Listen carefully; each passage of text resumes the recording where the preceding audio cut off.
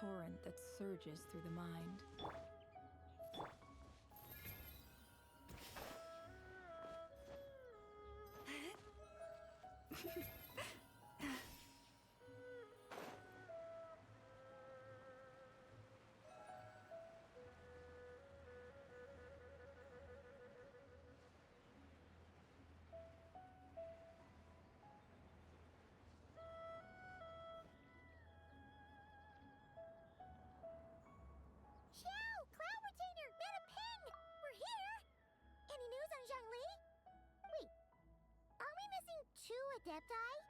Well, Shenyun banned Mountain Shaper from Mount Outsong for 3 days. Oh, then what about Mooncarver? The scheme to plant mint in one's abode was one those two fools devised together? And when it comes to punishment, one does not discriminate. His banishment ends in 3 days as well. Wow, that's pretty harsh, Cloud Retainer. Let's get down to business. We have news of Rex Lapis. Huh?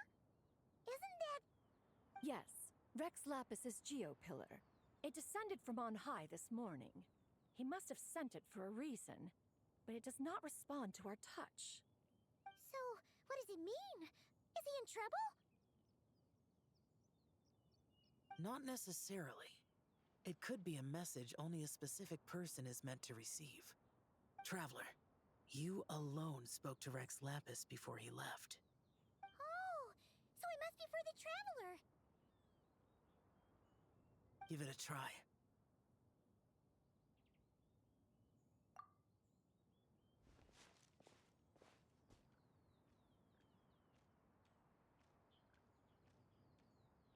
Come to the spring on Mount Qingse. I have left an entrance for you.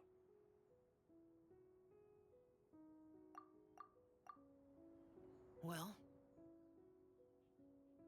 Just as one surmised, it seems that Rex Lapis will not countenance our involvement in this matter.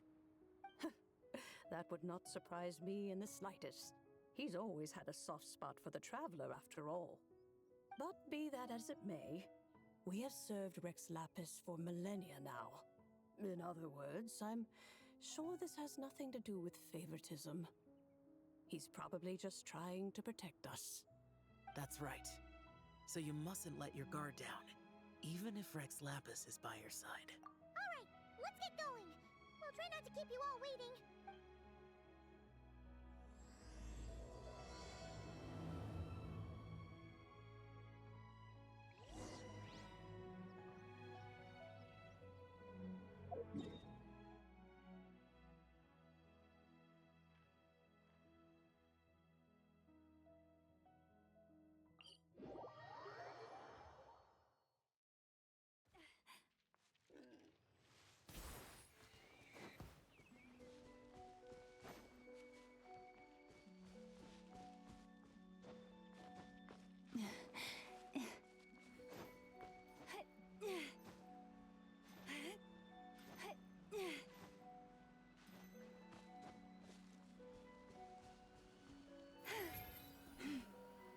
Keep your eyes peeled.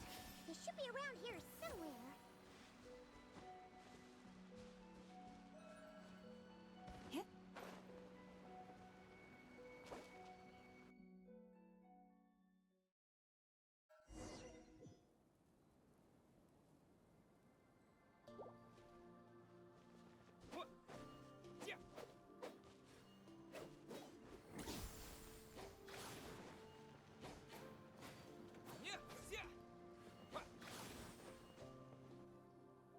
Who could have imagined that the once mighty Geo-Archon might end up so? Sitting on a humble stool in the woods, quietly weaving moon lanterns? You really do look like an old man now. This is a Shao lantern, not a moon lantern. In ages past, when the gods waged war and the world was in turmoil, these lanterns were lit to guide fallen warriors back to their homes. Had you tarried in the mortal realm for but a little while longer, you might have become quite accustomed to them. Even so, It bears such a striking resemblance to the moon lanterns they used to offer up to the heavens. Could this truly be mere coincidence? Perhaps in some sense it is, yet in another, it isn't. For instance, who is to say that some of Langan's magnificent jade did not become part of the very foundations upon which Liyue Harbor now stands? It is conceivable that this ritual was transmitted in such a manner too. Now, let's not let ourselves get carried away. For all its splendor, do not forget that, in the end, even Langan could not escape its heaven-sent fate. Alas, it is just a pity that the little creatures of this world may never again lift their eyes to the moon, even should misfortune befall them. But you, Geolord, now that you rule this realm, why take the trouble, not to mention the risk, to visit one who bears such profound guilt as I?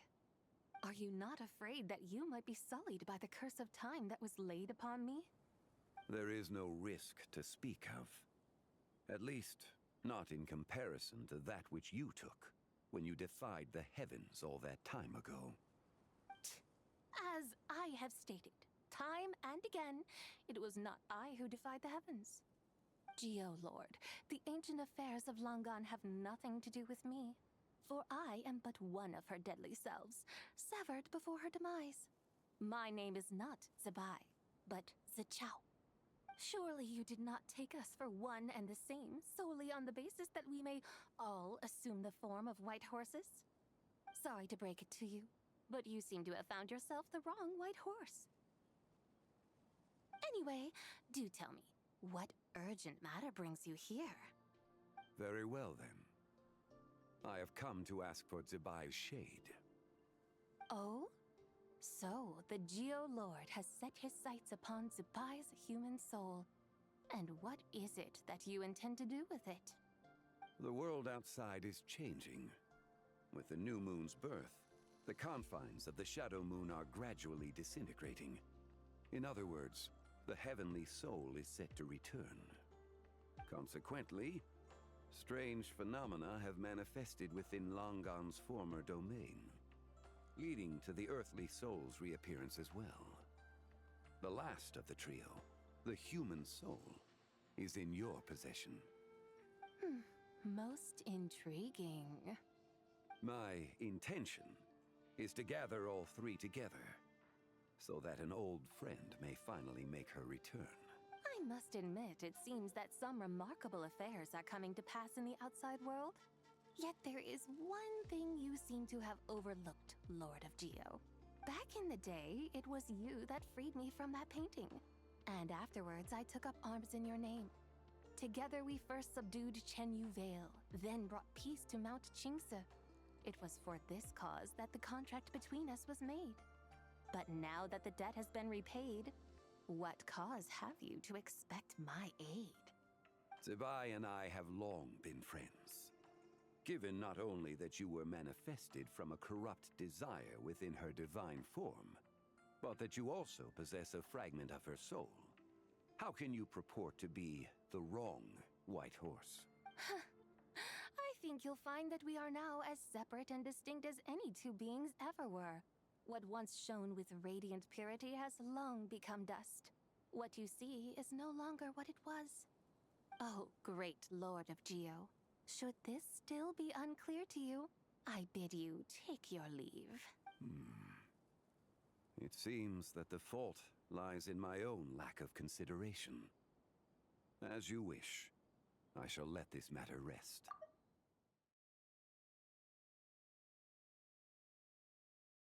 Wait!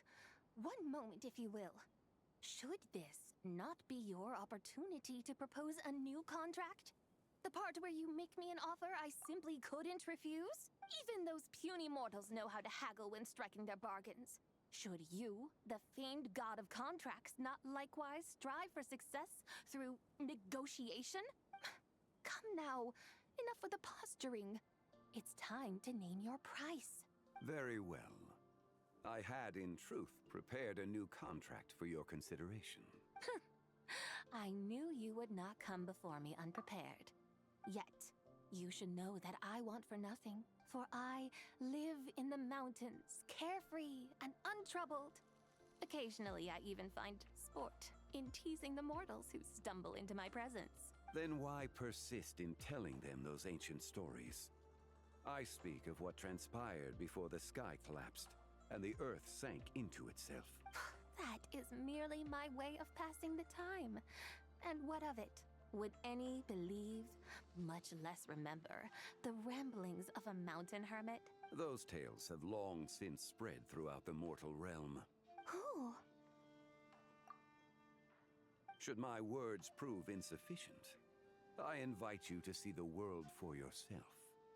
To this end, I have found you a pair of trusty guides. The Lantern Rite is presently underway in Liyue, and should prove quite intriguing for you. So this, then, is the contract you have prepared for me? Indeed it is. Think of it as a contract for a one-day festive excursion. Surely you do not hope to offer this in exchange for Tsubai's shade. The foundation of my very existence for a little excursion seems a little steep, wouldn't you say? Why not see for yourself? You can always decide afterwards. The final determination, of course, shall rest with you. Is that so? Then perhaps this deal might not be entirely off the table after all. Where then are these guides of which you speak? Hey, it's Young Lee! Oh, we've been looking for you everywhere. We thought you might have gone missing. You're here. So these are my guides. Well, well. They certainly look the part, I'll give you that. Guides? Oh, you poor innocent little creatures.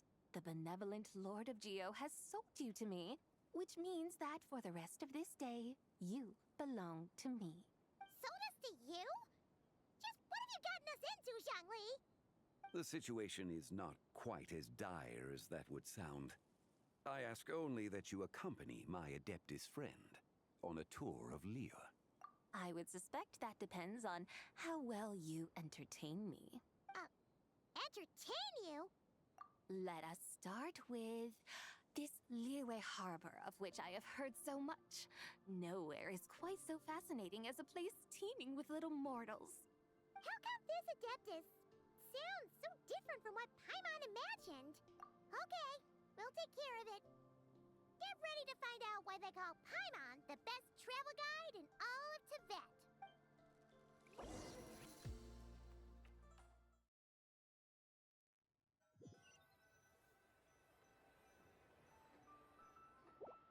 Look! We've arrived at Liyue Harbor. Not only is it Tibet's busiest port, it's also the beating heart of Liyue. So, dear Madam Adeptus, where would you like to go first? With humble fare and wine to sip, in comfort clothed and soul at ease, one eats, and all the heart's ills cease. So we're heading straight for the good stuff? Well, you're in luck, because Paimon's an expert when it comes to food. There are two main cooking styles in Liyue. Li cuisine, which is all about mountain delicacies, and Yue cuisine, which is centered on seafood. The most famous restaurants are Liuli Pavilion and Shinyue Kiosk. Oh, now Paimon's starting to drool. Guess our only option is to go try them both. 2 meals back to back. Both sound like excellent options to me. Are these the kind of establishments that most people might visit on a regular basis? Not exactly. Both Li cuisine and Yue cuisine are known for their pricey ingredients. Definitely not what you'd call the budget options. But don't you worry about that. Just think of it as Zhang Li's little treat. Come on, aren't you supposed to be pals with Hu Tao? I'm unsure we can afford to spend a little more of her mora at least. Hey, all Paimon wants is to provide our Adeptus with the best possible experience here. Don't you want that too? Both certainly sound like worthy choices. Just now, though, I happen to see a porter pass this way. Where might individuals like him go to eat? A hungry porter, huh? Oh! Paimon knows just the place! Yep. Nothing fancy schmancy there.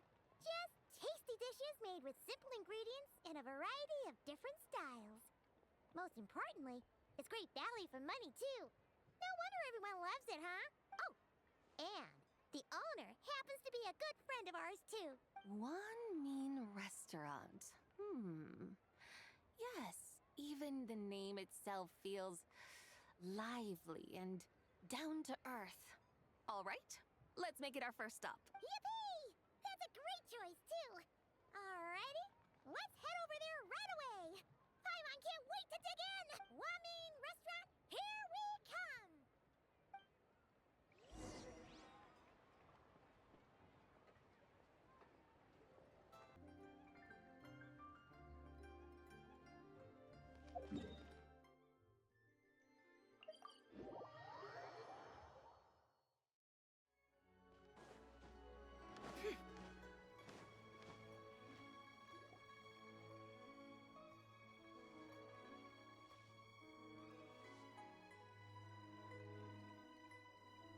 Xiangling, Chef Now, we're here. Oh, hello there. What a surprise to see you two. Hey there, Traveler and Paimon. We're a little busy today, so grab a table while you still can. But I don't think I've met this lady before.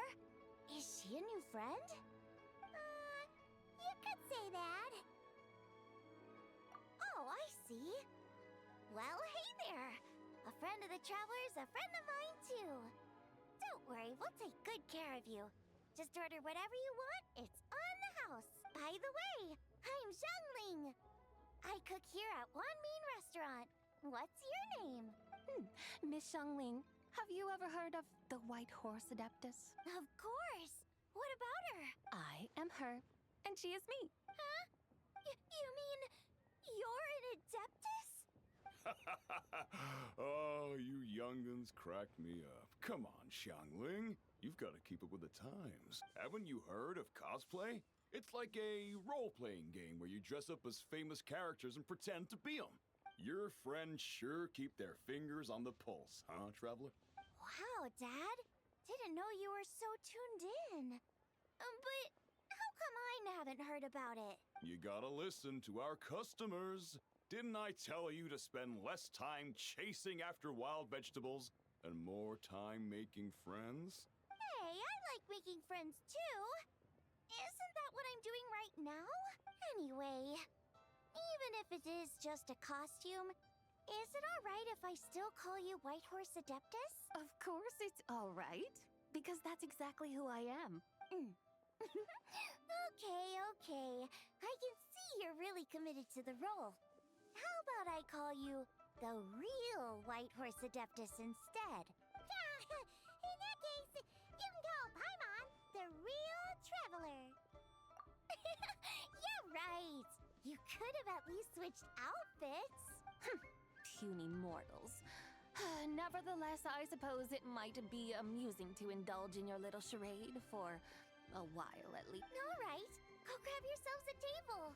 I'll come take your order in a bit.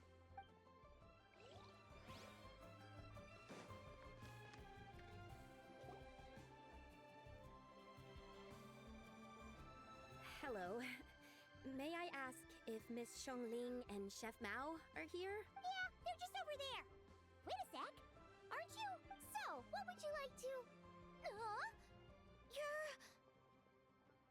Hello, Miss Xiangling. It's me, Lu Xiangxiang, the one who broke some stuff here at your restaurant a few days ago. I just wanted you to know how sorry I am. I honestly don't know what came over me. Please forgive me. Oh, it's you. You really gave me a fright that day, young lady.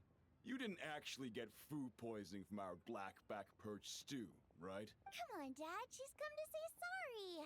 It's all right, Miss Lu. You must have been feeling a bit off that day. You're looking so much better now, though. Why don't you grab a table, too? This one's on the house. No, I couldn't possibly. Hey, it's totally okay. We all feel under the weather sometimes, especially when we're away from home. Go on, find yourself a... Yikes. Looks like all the tables are taken. Wanna come sit with us? If got an extra seat over here. Thanks, guys. So what would you like to eat today? Feel free to order anything you like.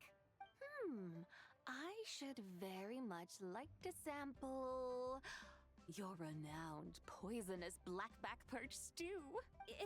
It wasn't poisoned. That was all on me. So that's one portion of blackback perch stew. How about you guys? Paimon wants... Sure thing. Looks like Paimon's having trouble making up her mind. Anyway, I guarantee you'll love it. Let me think.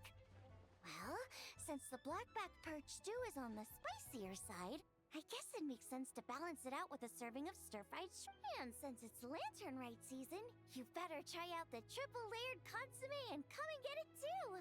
Those are our seasonal specialties. As for the carbs, since we've got a full table, how about some right at home? Along with our special chili mince cornbread buns. Trust me, you won't be disappointed. Then for dessert, I'll whip you up some Lucky Snow Delight. I just came up with it a few days ago, and I can't wait for you to try it. Wow! Sounds like quite the feast. Looks like Paimon's in luck today. Am I the only one who thinks that's way too much? Not at all. Don't worry, I know what I'm doing. And to top it all off, our star dish, Adeptus Temptation. You should know that we don't often serve this here at Wanmin Restaurant. But since this is my first time cooking for the White Horse Adeptus, I'm pulling out all the stops. Okie dokie, just sit back and relax. I'll have your dishes out in no time. Hold on. Did I just hear Miss Xiangling mention the White Horse Adeptus?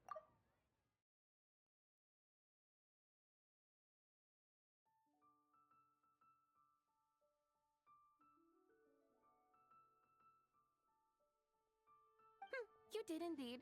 And you're looking right at her. That's a joke, by the way. She's cosplaying. Oh, I see.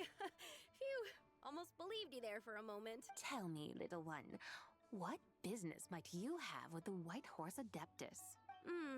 It's a long story. Basically, a while back, I took part in an archaeological dig over at the chasm. While we were there, we discovered a number of relics. Our findings show that they date back to the era of Long Gone, an ancient nation whose people are said to have been the ancestors of some of the modern-day inhabitants of Chenyu Vale. And why might such matters concern the White Horse Adeptus? Because some of those relics not only seem to contain textual references to her, but even depictions of what she looked like. There have long been legends claiming that the White Horse Adeptus was a deity of that era, but there are plenty of other theories out there too. If I could just locate some more detailed records, I'm sure we'd be able to find out so much more. So you're into history? Well, to tell you the truth, I actually joined the archaeological team by sheer accident. But once I'd started down this path, I knew that I wanted to make something of myself. Recently, though, things seem to have taken a turn for the worse. Still can't believe I caused such a mess and even ended up hurting someone. Oh, so you're considering becoming a martial artist now instead? No, I mean, they weren't seriously hurt. It was just a few scratches, and they let it go after my mother compensated them. Either way, my career's pretty much over. And even though both the victim and the Ministry of Civil Affairs say they won't be pursuing the matter any further, my father says he's going to punish me according to our family rules. Family rules? Yeah, he's decided to ground me. I'll have to return to Chaoying Village after Lantern Rite, and goodness knows when I'll be allowed to leave again. Wow, that's harsh. Sounds like the kind of thing only rich, super traditional parents would do. We're not exactly rich, though. All we own are a few tea fields in Chaoying Village and a guest house in Liyue Harbor. A guest house? It isn't Baiju Guest House by any chance? Yep, he's my grandfather. So, you've heard of the guest house before? Small world, huh? Come to think of it, didn't Boss Lu mention something about hoping that the White Horse Adeptus would show up and let her divine power be known? Sure, but Paimon's guessing this wasn't exactly what he had in mind. Little one, it sounds to me that your family is rather well off after all. What then drew you to archaeology? Why subject yourself to such unnecessary hardships? Even if I stayed at home, there's no guarantee I'd lead a nice, easy life. Just look at my father. Recently, my grandfather put him in charge of the guest house, and he came up with a bunch of ideas right away, starting with changing its name. That didn't turn out well, though. My grandfather yelled at him for days, even calling him a bad son, and they still haven't let it go. Oh! Paimon thinks we might have heard about that too. Long story short, being dependent on others is never fun. You just end up being completely under their thumb. That's why I want to make it on my own out here, no matter how hard it is. After all, as the saying goes, to rise above others, one must endure the hardest of hardships. What's so funny about that? You poor, innocent little creatures never fail to amuse me. To think you would endure all manner of hardships in your brief time on this mortal plane, and all that merely to rise above others. I would have thought that the wiser path would be to simply roam this world as I do. Huh? Tell me, what is it that you truly delight in? Archaeology? Martial arts? Tea planting? Or perhaps the keeping of a guest house? What I delight in? Yes! Surely there must be something you don't find quite so exhausting. Whatever delights you should not feel like a burden. But do things like that really exist? Of course! Take Miss Xiangling, for instance. I defy you to detect even a hint of hardship on her face when she wields her walking spatula. So, since it seems you are resolved to tread the rocky path, you should strive with all your might to pursue that which brings you delight. You mean, like cosplay? I suppose you might say that. Looks like the White Horse Adeptus is really getting into her role. I think I get what you mean then. Maybe I should have a chat with Miss Xiangling before I head home. Okay, everyone. Sorry to keep you waiting. Here's your food. Wow. It all smells so good. Oh, finally, I get to try that famous poisonous stew. Hey, didn't you hear what Shang Shang said? It wasn't the stew. If anyone's to blame, it's that other you. What's up? How fiercely this mortal fare burns upon the tongue!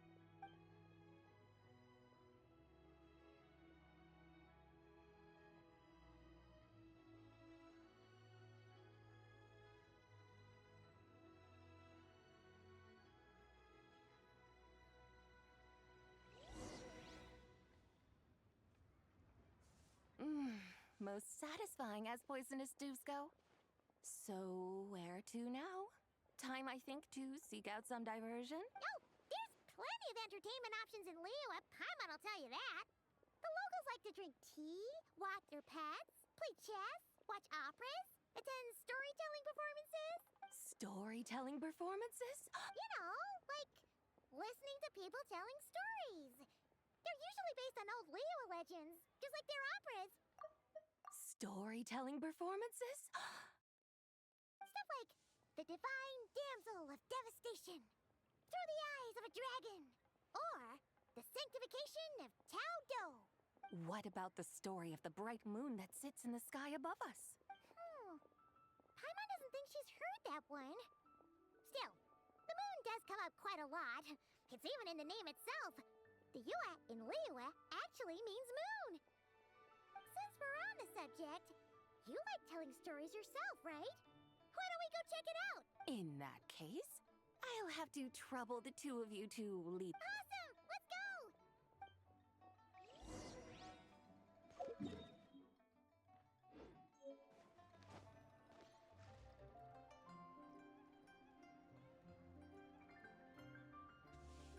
What a tongue twister! Huh. Call yourself Iron Tongue.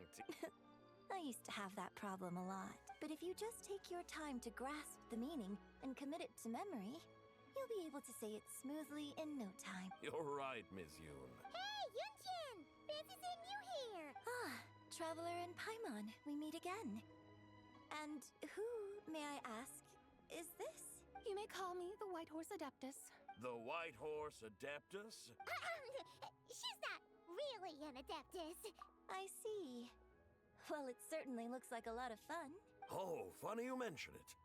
This type of thing is actually something I'm quite familiar with. Once, to perform Through the Eyes of a Dragon, I decided to imagine that I was Rex Lapis himself. Sounds like you just wanted an excuse to feel all big and powerful. Hey, that's... You... You're one to talk. Paimon's traveled all over with the Traveler, and she's seen things that would make your jaw drop.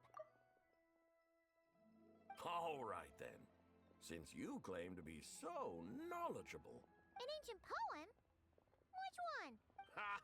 See? You mean to tell me you've never even heard of the ancient poem called An Ancient Poem? What kind of a title is that? Quit teasing, Paimon. We only just found out about that ourselves. He's talking about the writing on those ancient relics. When we first saw it, we couldn't figure out what it all meant. So in the meantime, we decided to just refer to it as an ancient poem. However, thanks to the painstaking work of the scholars who were tasked with decoding it, it seems like that's exactly what it was. Or rather, an ode offered in veneration of the moon and the White Horse Adeptus. Oh, yeah! Didn't Kuching mention that before? It's got something to do with Long Gone, right? That is correct. The Ministry of Civil Affairs has issued a notice stating that, although it is true that the moon may disappear tonight, we should be in no danger. In other words, there's nothing to fear. But if you're worried, we can always take a leaf from the Book of the Ancients. By reciting this poem, I mean, and calling for the White Horse Adeptus's aid. If we do that, I'm certain she'll protect our moon and keep us safe. Oh, seriously? Paimon has to get a look at this.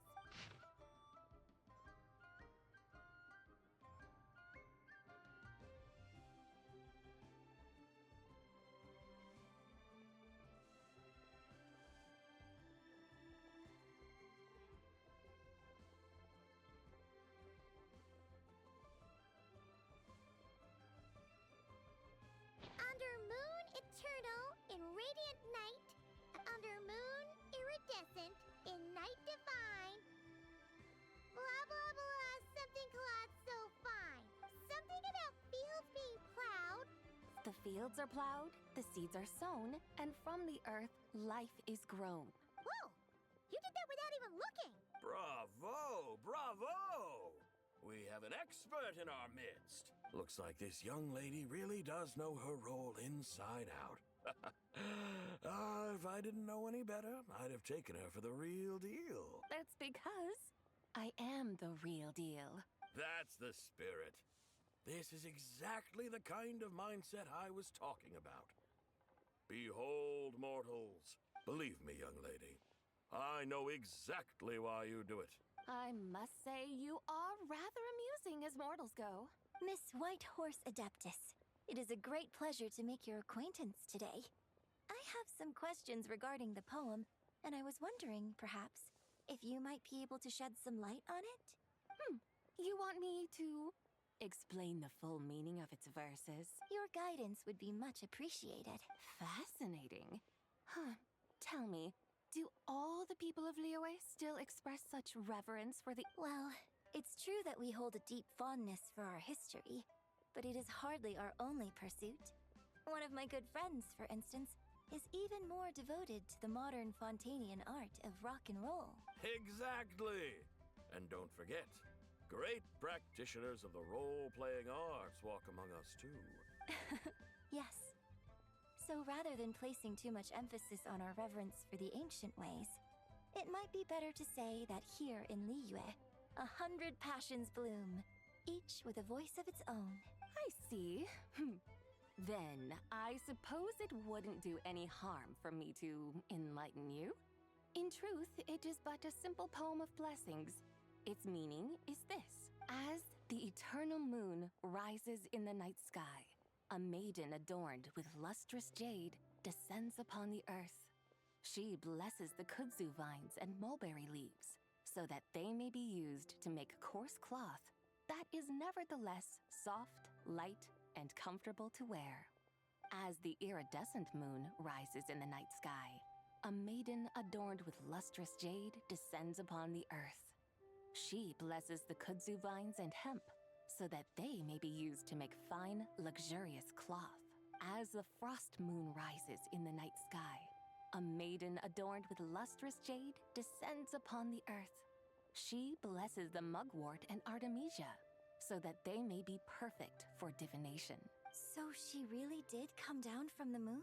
She shows the people how to use the plow and spade to purge the land of weeds, till the soil, and heap up the earth to make it fertile. Then with the hoe, she teaches them to sow their grain, bestowing the promise of life upon every seed.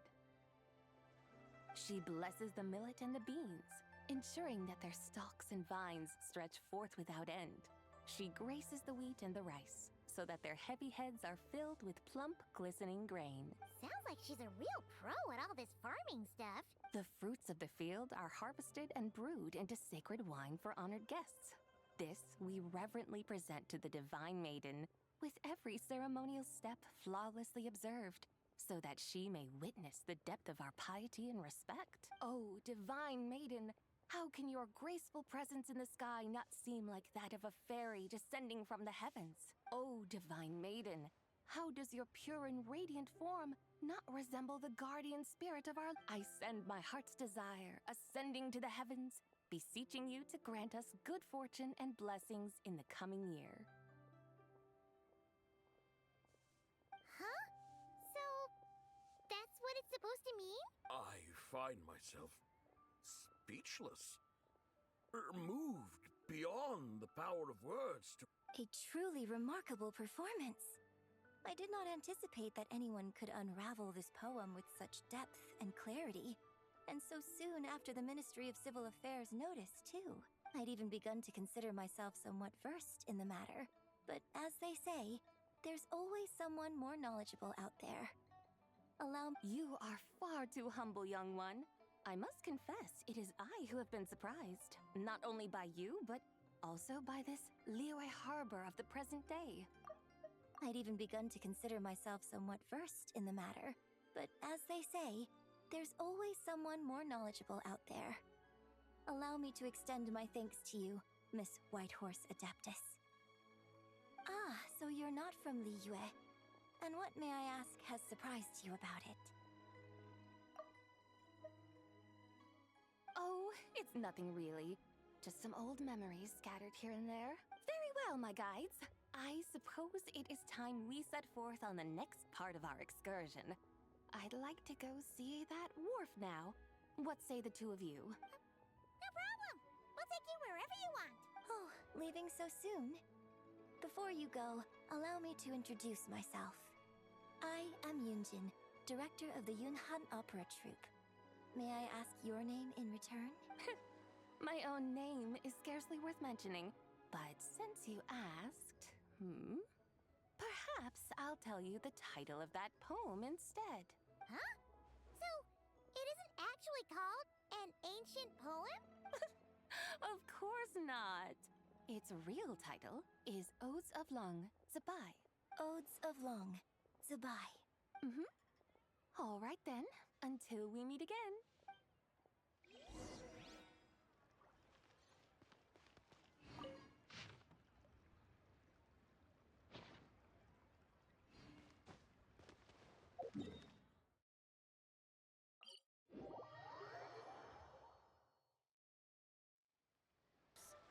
And if you try to ignore them entirely, you'll end up tearing yourself to pieces.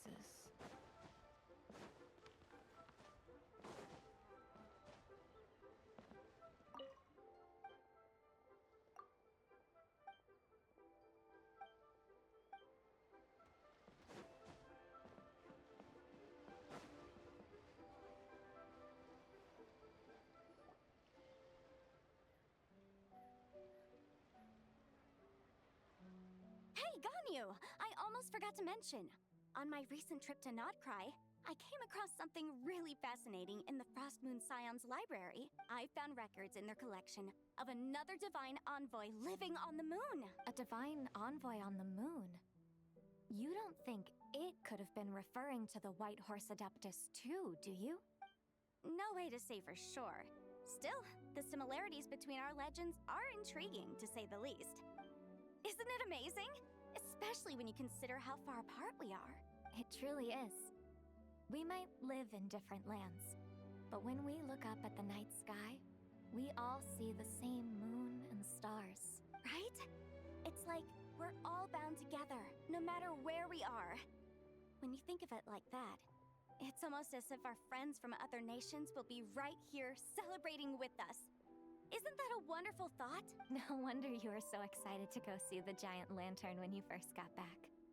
Sounds like you're a real fan of the White Horse Adeptus, huh? I guess you could say that. Just a pity she's so elusive. Even Granny's never met her, you know? Maybe she really is just a legend after all. Hey, Yanfei and Ganyu! Trust, Paimon. The White Horse Adeptus is as real can be. Huh? Oh, look! It's the Traveler and Paimon! Feels like I haven't seen you two in, like, forever. Happy Lantern Rite. It's so good to see you again. Hey, you two. Happy Lantern Rite. Did I hear you right just now, Paimon? Does that mean you've actually seen the White Horse Adeptus? She has indeed. And now, so have you. And you are? Why, who else? The White Horse Adeptus, of course. Could you maybe start with something else next time? You're the White Horse Adeptus? That's right. Allow Paimon to introduce you to our new friend, Zichao. She's been low-key obsessed with cosplaying the White Horse Adeptus ever since we met her. I see. Well then, greetings, Miss Zichao. My name is Yanfei, and recently I've been low-key obsessed with learning everything I can about the White Horse Adeptus. I'm sure the two of you will get along like a house on fire. Oh, and by the way, I'm Ganyu. So, Miss Zichao, you must be here to see the giant lantern too, right? A horse-shaped Zhao lantern? Is that what I think it is? That's right. A lantern made to honor the White Horse Adeptus herself. Isn't it gorgeous? Huh? What are you laughing at? Both the lantern and myself. What do you mean? Well, this lantern truly is an artistic masterpiece. But tell me this. Have any of you ever seen a horse before? Come to think of it, Paimon can't remember ever actually seeing one herself. What about you, Traveler? Well, this horse appears to be mid-trot, but it has adopted what is called a lateral gait, where the legs on one side of the body move together in unison. A rather rare sight indeed. Just now, I suddenly pictured myself, I mean, the White Horse Adeptus running the same way. The image was so absurd, I could barely contain my mirth. Oh, really? I never knew that. You learn something every day, huh? Oh, come on! It's basically a giant piece of fan art. Who cares if it's different than the original? I was merely laughing at my own ignorance. I came here thinking that the White Horse Adeptus's tale had been long forgotten. Yet here I am, gazing upon a lantern made in her honor. Well, you couldn't have been more mistaken. There are so many tales about the White Horse Adeptus, I'm starting to lose count. Just off the top of my head. Just so you know, Yanfei, we've heard it all like a million times before. Aha! But there's one thing I can guarantee that you haven't. Huh? You mean like a new chapter of her stories come to light? Mm-hmm. And I heard it from Ganyu just yesterday. Hey, why don't you share it with the others? Sure, no problem. Where to begin? Do you guys still remember what Liyue's Moon Chase Festival is about? Of course!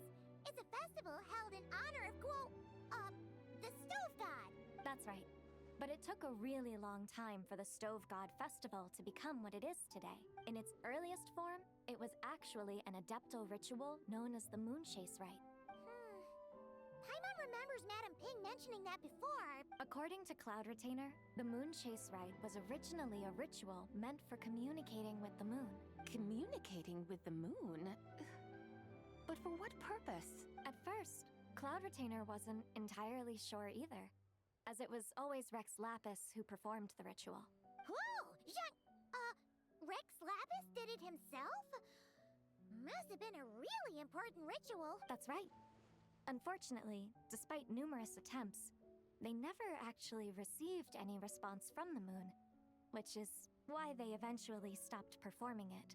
But then, just yesterday, Kutching took a picture of the moon being obscured by a dark hole to Cloud Retainer and asked if it had anything to do with the Moon Chase Rite. The moment Cloud Retainer saw it, it suddenly dawned on her that the rite might have been an attempt to reach the White Horse Adeptus all along. Does that mean Zhongli's been trying to bring back the White Horse Adeptus all this time? So how about that? Bet you never thought there might even be a link between the White Horse Adeptus and the Moon Chase Festival. If Kutching hadn't taken that picture to Cloud Retainer, we would never have known any of this. This is probably what Kutching was referring to that day when she mentioned there were some ideas she wanted to follow up on. So, Geo Archon. All this time, you've been striving to awaken her. Huh? What do you mean, awaken? Nothing. What I truly meant to say was, this new insight you've provided has been truly eye-opening. Oh, by the way, my trusty guides, I've been meaning to ask, where in Liyue Harbor might one enjoy an expansive scenic view? Huh? We're off to the next stop already? But Paimon's barely done digesting that lore bomb just now. All the more reason to find the right spot to let it sink in. Oh, so that's what you're up to. A tour of Liyue Harbor? In that case, if you're looking for a spot with a panoramic view, I'd recommend Yujing Terrace. That's a great idea. Since the terrace is on higher ground, the sea view from up there's so much better. Great! Well, the lantern ride's about to start, so we should get back to Granny's now. Hope to see you all at the festival tonight. Oh, you're off too? All right then. See you both soon. See you soon!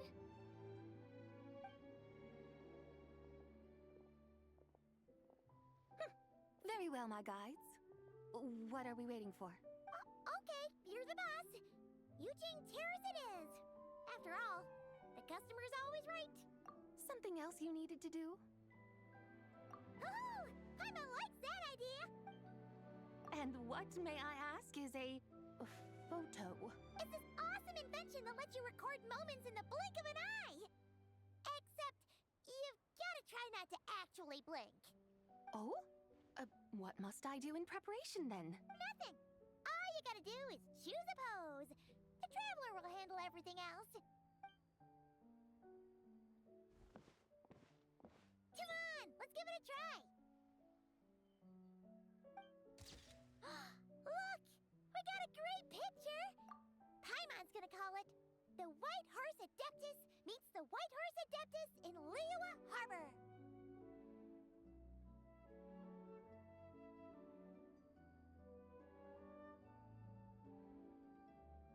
Huh. They've even discovered a way to preserve moments in time. Now I truly am curious to witness what else these mortals might accomplish. Very well, let us proceed. Yujing Terrace lies in that direction, does it not? Hey, wait for us!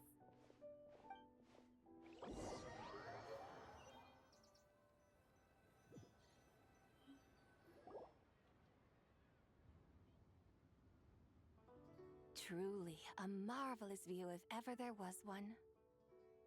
It seems the charm of this Liyue Harbor is only heightened by the sun's dying light.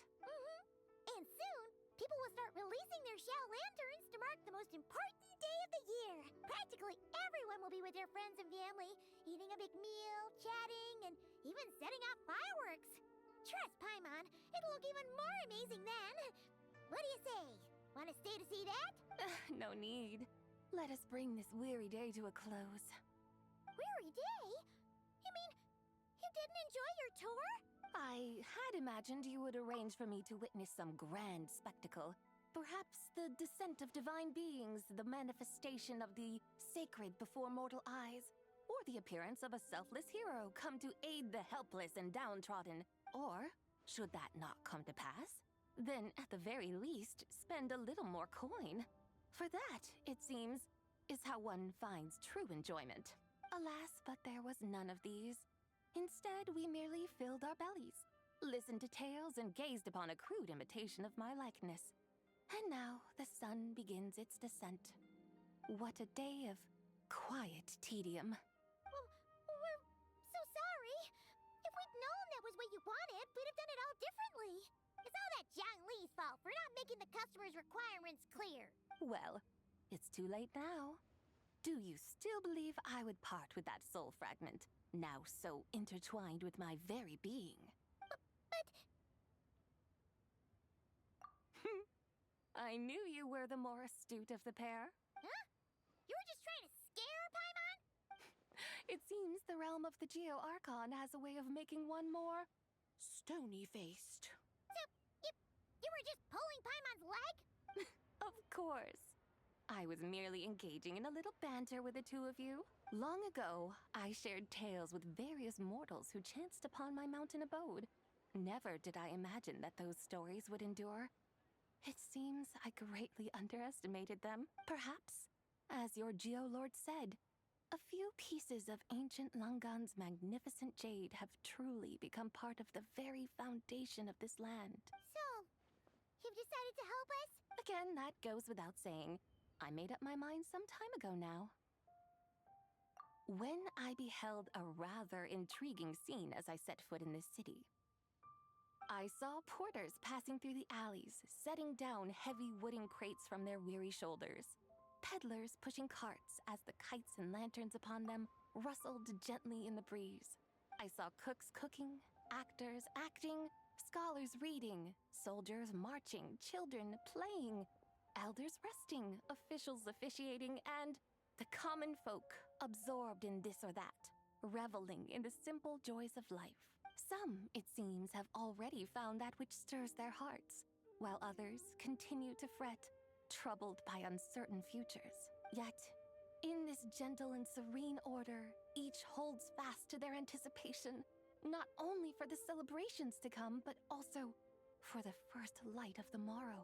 Scenes I once yearned to behold now unfold before me, no longer in Langan, but in Liyue Harbor. Thousands of years on. How wondrous is this mortal realm. Thank you, Whitehurst Adeptus! Thank you so much! Adeptus, Adepti, perhaps the singular art in which we are truly proficient is that of sequestering ourselves within the high mountains. But once we leave our mountain refuge, we find ourselves drawn back to mortal ways all the same. So, it is I who should offer my thanks to the two of you. Traveler, Paimon, you have made this day more delightful than any I've known in a long, long time. Come now, and take what it is you need. You mean, like, right now? But don't you think we should wait for Zhang Li? That won't be necessary. All things shall meet again in their time. For the waters know no rest, and the flowers their appointed season. One need not fear that life is but a journey of goodbyes.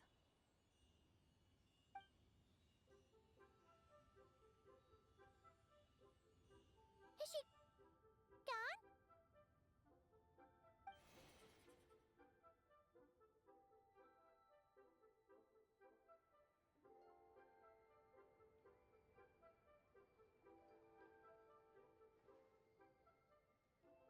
Yes, she's gone.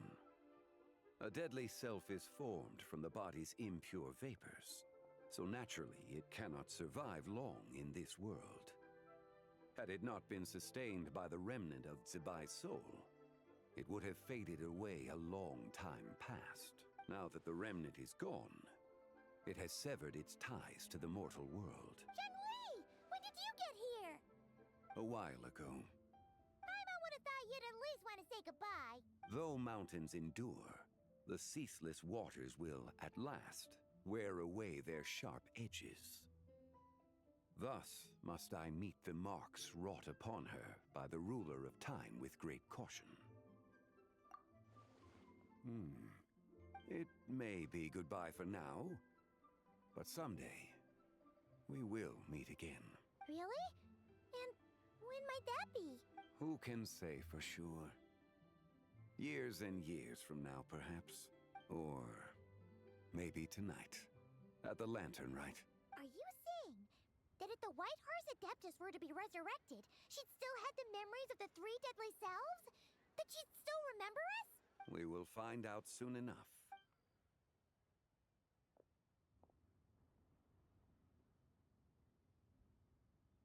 It is time. The rite is about to begin.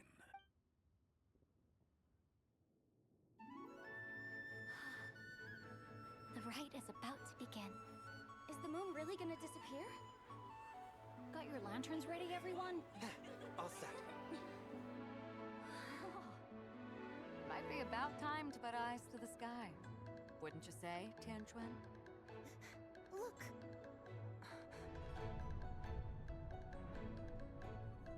When the sun's out, eat the sun. When the moon's out, eat the moon. Whoa, is this the lunar eclipse? Under moon eternal, in radiant night, a maiden grants silk, soft and light. Under moon iridescent, in night divine, a maiden grants fiber for cloth For so you. fine. Under moon of frost, in night so great, a maiden grants tools to divine our fate. The fields are plowed, the seeds are sown, and from the earth, life is grown. The seedlings stretch, the crops do rise, and all unfolds before our eyes. Fruits are gathered, sweet wine is poured. These gifts we offer to our Lord. Pure is heaven, so fair and bright, she shines as light in this dark night. And with her does this, wish take flight.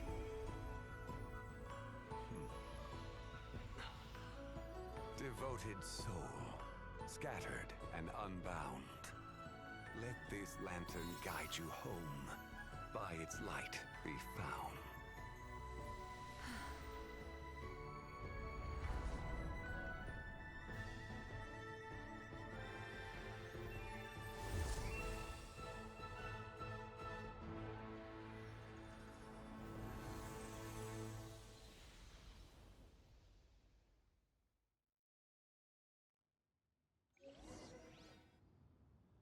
Did we do it?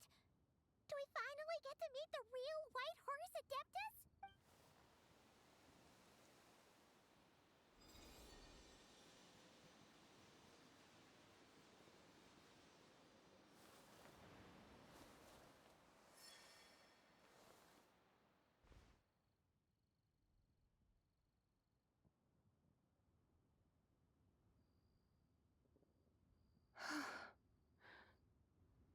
This place. Where am I? A familiar land, now known by the name of Liyue. Liyue? The peaks adorn the clouded moon.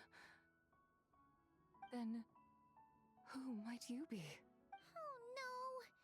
She seems to have lost all her memories after all. And those countless lights in the sky. What are they? These lights, each like a dwelling in glad accord, usher in this day of joyous rebirth. And whose rebirth might that be? That of my old friend, Zibai. Zibai? Yeah, that's you! Don't you remember anything at all? That's... me? Oh, yes. The envoy of the Lunar Palace. My name is Zibai, indeed. Then you must be the Lord of Geo, Heaven's Star. Many years have passed since we last saw one another. Zibai, my friend, welcome home. Home? But why does this place, this Liyue, feel at once so strange and yet so familiar? Who you are? Who are you? Ah, yes, I remember now. You are that young wushu dancer, the one who seeks disciples. How fares your quest for disciples? It must have yielded a truly prolific body of students by now, I trust. Hey, you've got it all wrong! You're talking about gaming! But I could have sworn... Oh, that's right. You're that impudent blonde youngster who kept meddling in my affairs. And to think you even had the audacity to presume yourselves worthy of being... What was it again? Ah, yes, of being my guides. How very wonderful to see you again, my most faithful and beloved guides. I trust all has been well in my absence? Well, she finally got it right. But that sudden mood swing felt even weirder. It's like her head's packed full of slimes. It is possible that her cells have not yet settled. After all, they've only just been brought back together. It may be some time before she fully recovers. Huh? You mean, kinda like she's still half asleep? That I cannot say for certain. Perhaps a few days. Perhaps a few years. A few years? Mortal years are but a poor measure when divine beings tread the realm of dreams.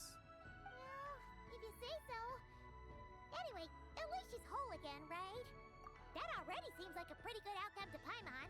Yes, there is little cause for worry. We need only wait and let time take its course. Say, what are those little creatures over there up to? Celebrating Lantern Rite, of course. And those lights up in the sky? Those are all Xiao lanterns. This year, each and every one of them carries a little wish inside.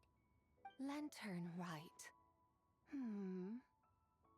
Then, may I join in too? Of course! Why else do you think we've been running around like headless chickens these past few days? Tell you what, Traveler, why don't we take the White Horse Adeptus out to celebrate? Who knows? Maybe seeing some familiar faces might help her find her feet? Hey, Zhangli! You've got some time on your hands now, right? Why don't you come along with us? By no means a bad idea, Paimon. Oh, and Sabai, before Paimon forgets, when we meet the others later, remember to wish them a happy Lantern Rite! Happy... Lantern Rite? Happy Lantern Rite! Yes! Happy Lantern Rite indeed. Well then, let's go!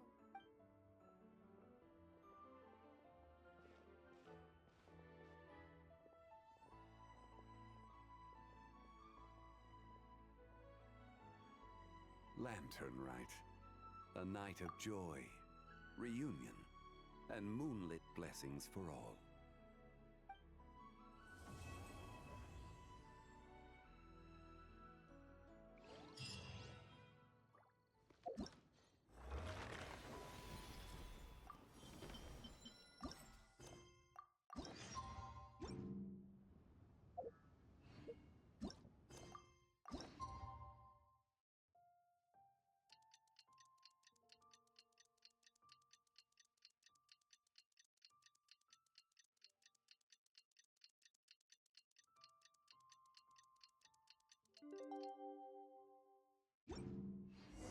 Paimon wonders how the White Horse Adeptus is getting along. Maybe we should check in on her? We could ask Zhangli where she is.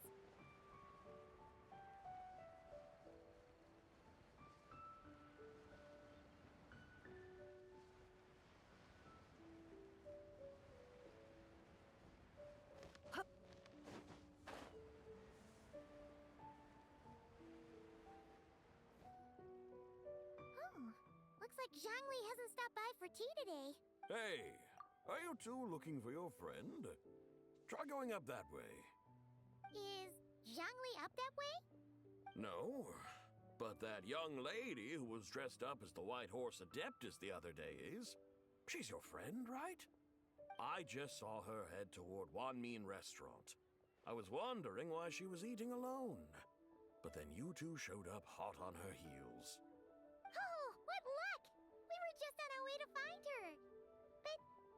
What's she doing at One-Min restaurant? I have no idea. I said hello, but she completely ignored me. She couldn't have forgotten who I am, right? I mean, we're kindred spirits, aren't we? Maybe she's still half asleep, but her brain might be a little fuzzy. Oh, that makes sense. I was wondering why her eyes were so red. Her eyes were red? Oh, that doesn't sound good. You young people, staying up all night because you think you're invincible? Look at your friend. Missing out on sleep so she can pretend to be the White Horse Adeptus. That's where that leaves you, you know. A word to your friend from someone who's older and wiser. Paimon won't be so certain about the older and wiser part. Yeah, what was that? Hurry along, then. Oh, and don't forget to come back and check out my Rex Lapis cosplay when you're done.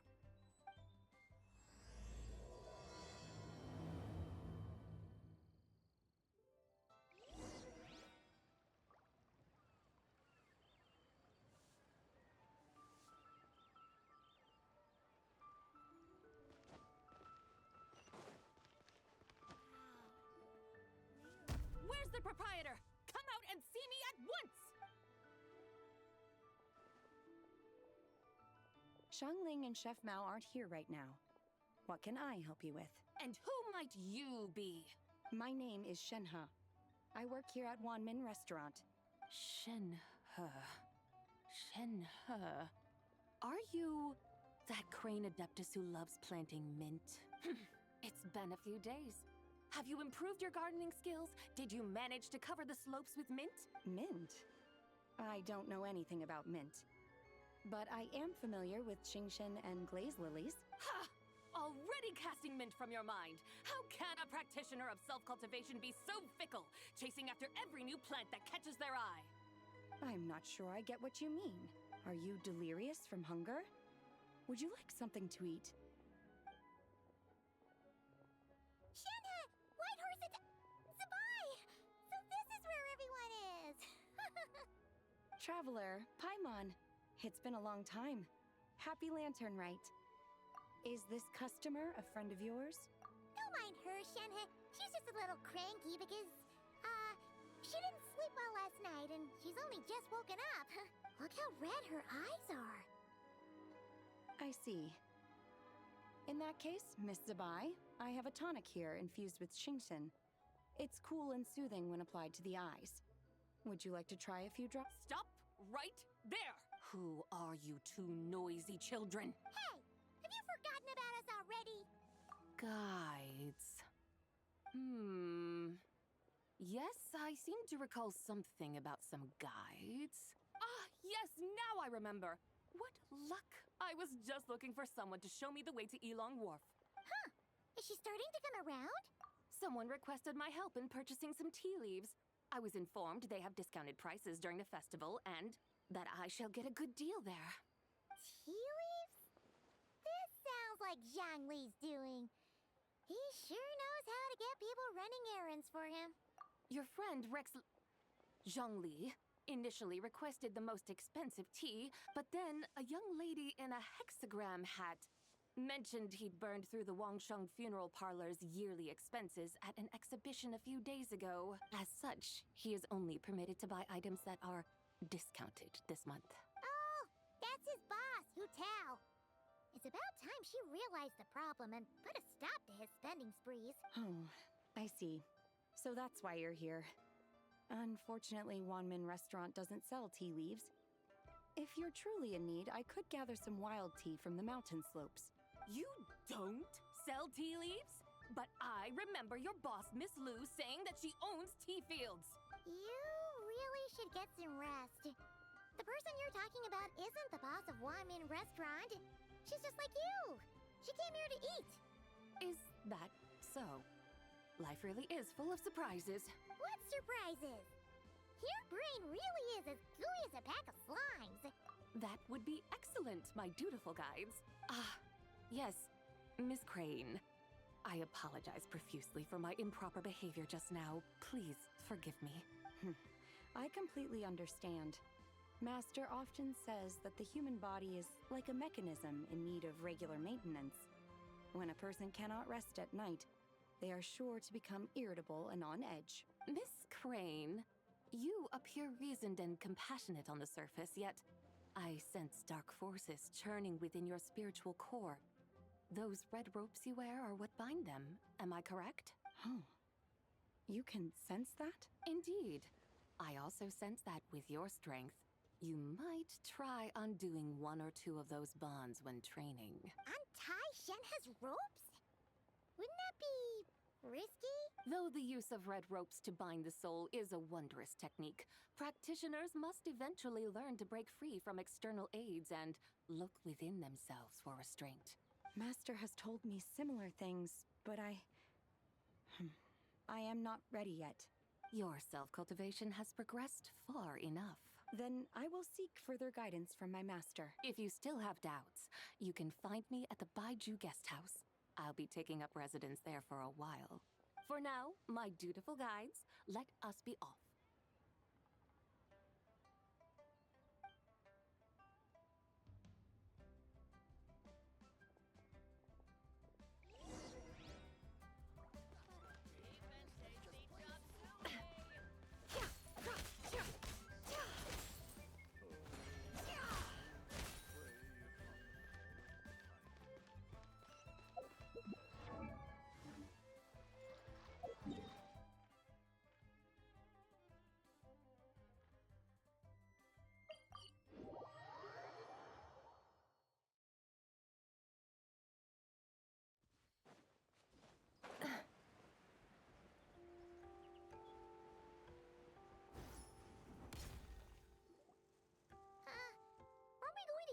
Wharf? Is that small town over there not Elong Wharf? I sense a familiar scent wafting through the air. You're right! Except for the smell part. Paimon doesn't smell anything. That is because this scent is the essence of jade, which can nourish the spirit. Oh, yeah! Shenyu Vale does have a lot of jade. Naturally. This has reminded me of something. Hmm? And what's that? A few simple tricks for mastering one's power.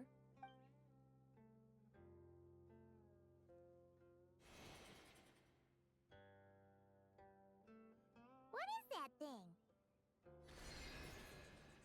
I'm sure you've been to Elong Wharf many times before, but I wonder if you've done so while cruising through the air. You've been such dutiful, dedicated guides, so allow me to offer this fresh experience as recompense. Please, step in.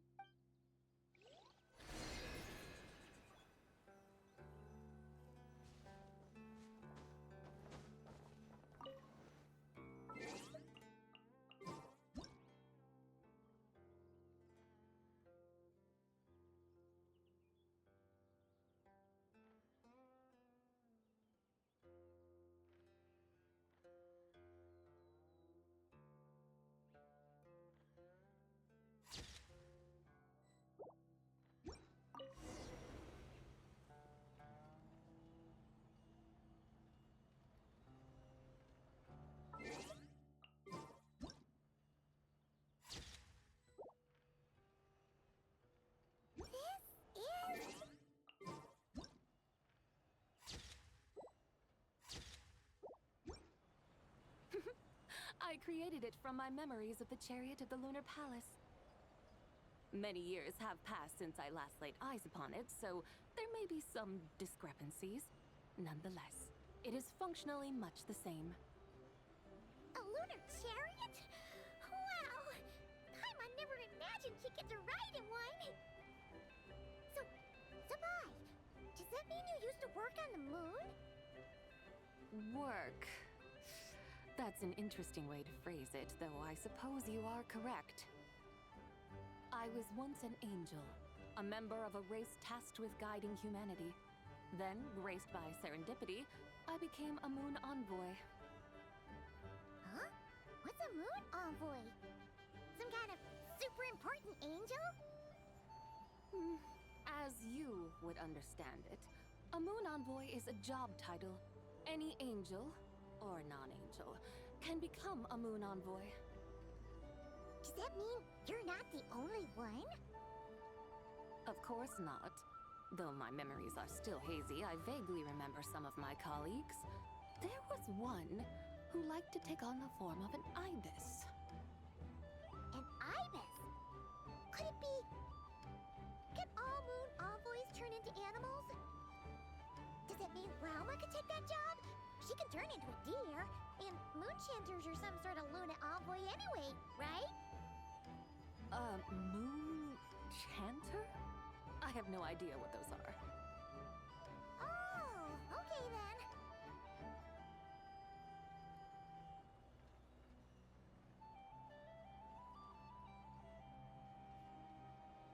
Look!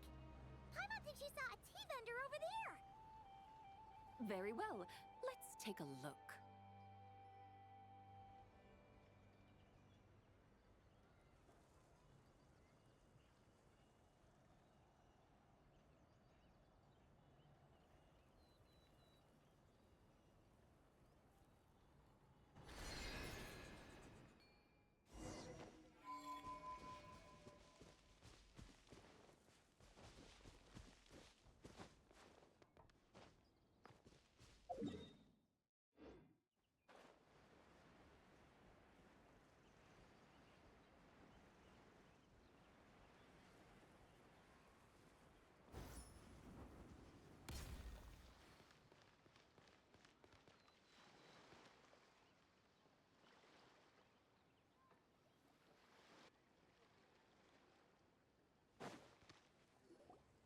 Welcome. Please have a look around.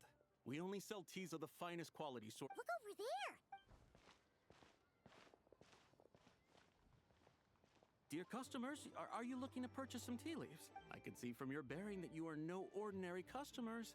We're not here for quality. We're looking for a discount. A discount? Well, that's a coincidence. Our Sungla tea is on sale right now. A special festive offer. Something about the name of that tea sounds familiar to Paimon. Buy 3 boxes of Sungla tea during the festival to get 10% off.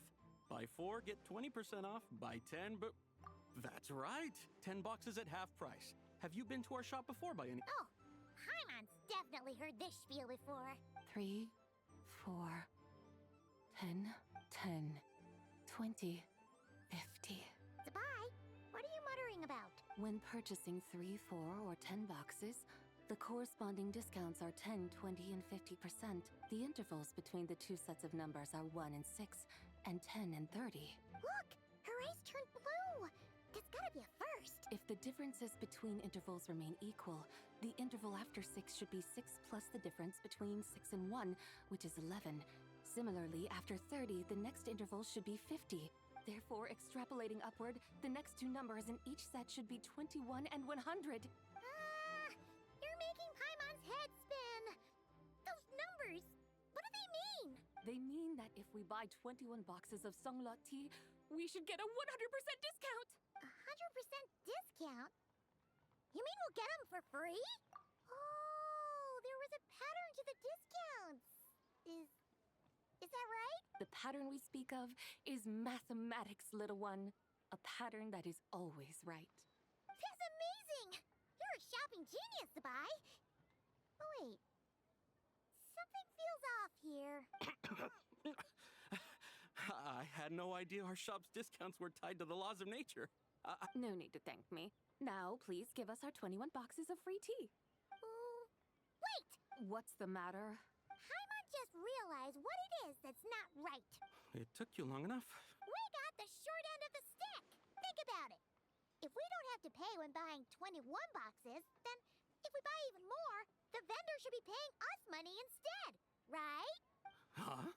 Hey, Zabai, work this one out. If we buy 100 boxes, we'd make loads of money, wouldn't we? It stands to reason. Wait a moment, dear customers.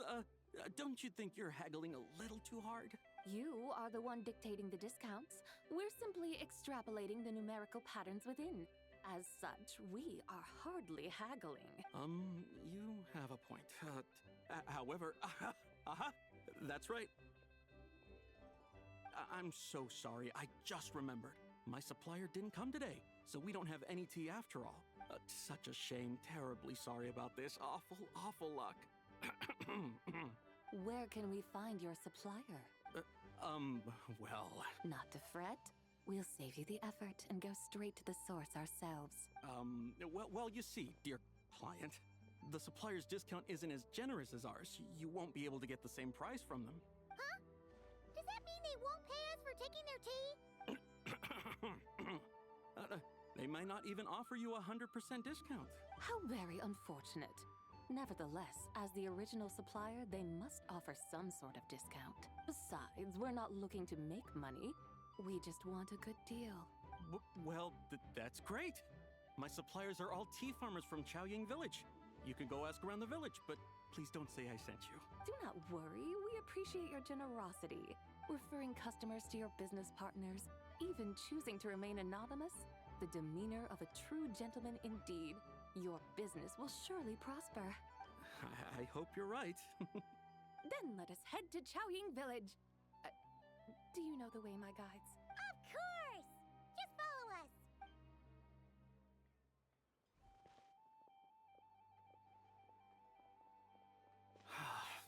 What otherworldly beings were those? Thank the heavens I managed to send them on their way. I should hurry home and pray to the White Horse Adeptus.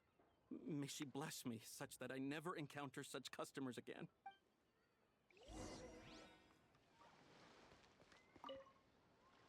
I should hurry home.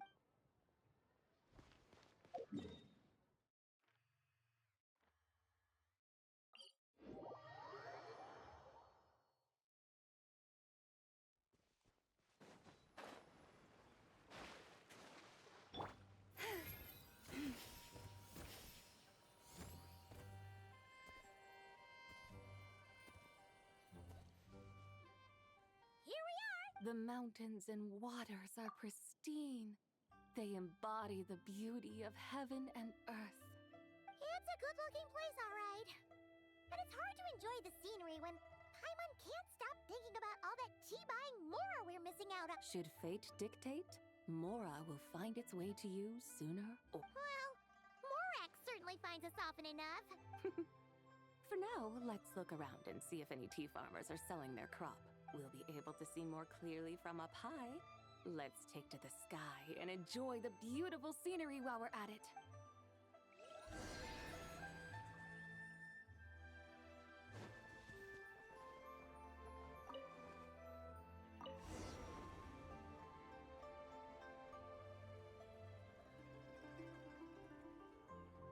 Wow!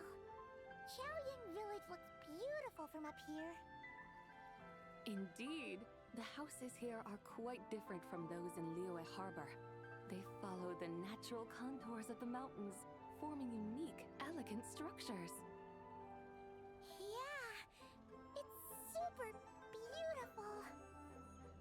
The white walls and dark tiles frame the emerald waves of the terraced fields, while the curved eaves and tall gateways juxtapose each other with grace. It's almost too beautiful to be true. The crowing of roosters and barking of dogs, the calls of farmers working the fields, a vibrant pastoral chorus overflowing with earthly vitality. Yeah, it's incredibly beautiful, huh? Have you studied the linguistic arts by some chance? Huh? Your vocabulary for beauty seems rather constrained. Paimon knows how to say pretty as well. I see. Now then, let's take a look around and see if we can find any farmers selling tea.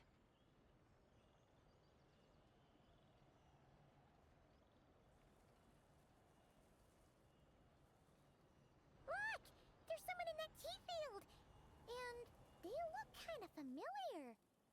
Wait, is that Lu Shangxiang? And who is that? Oh, you'll remember her once you see her up close.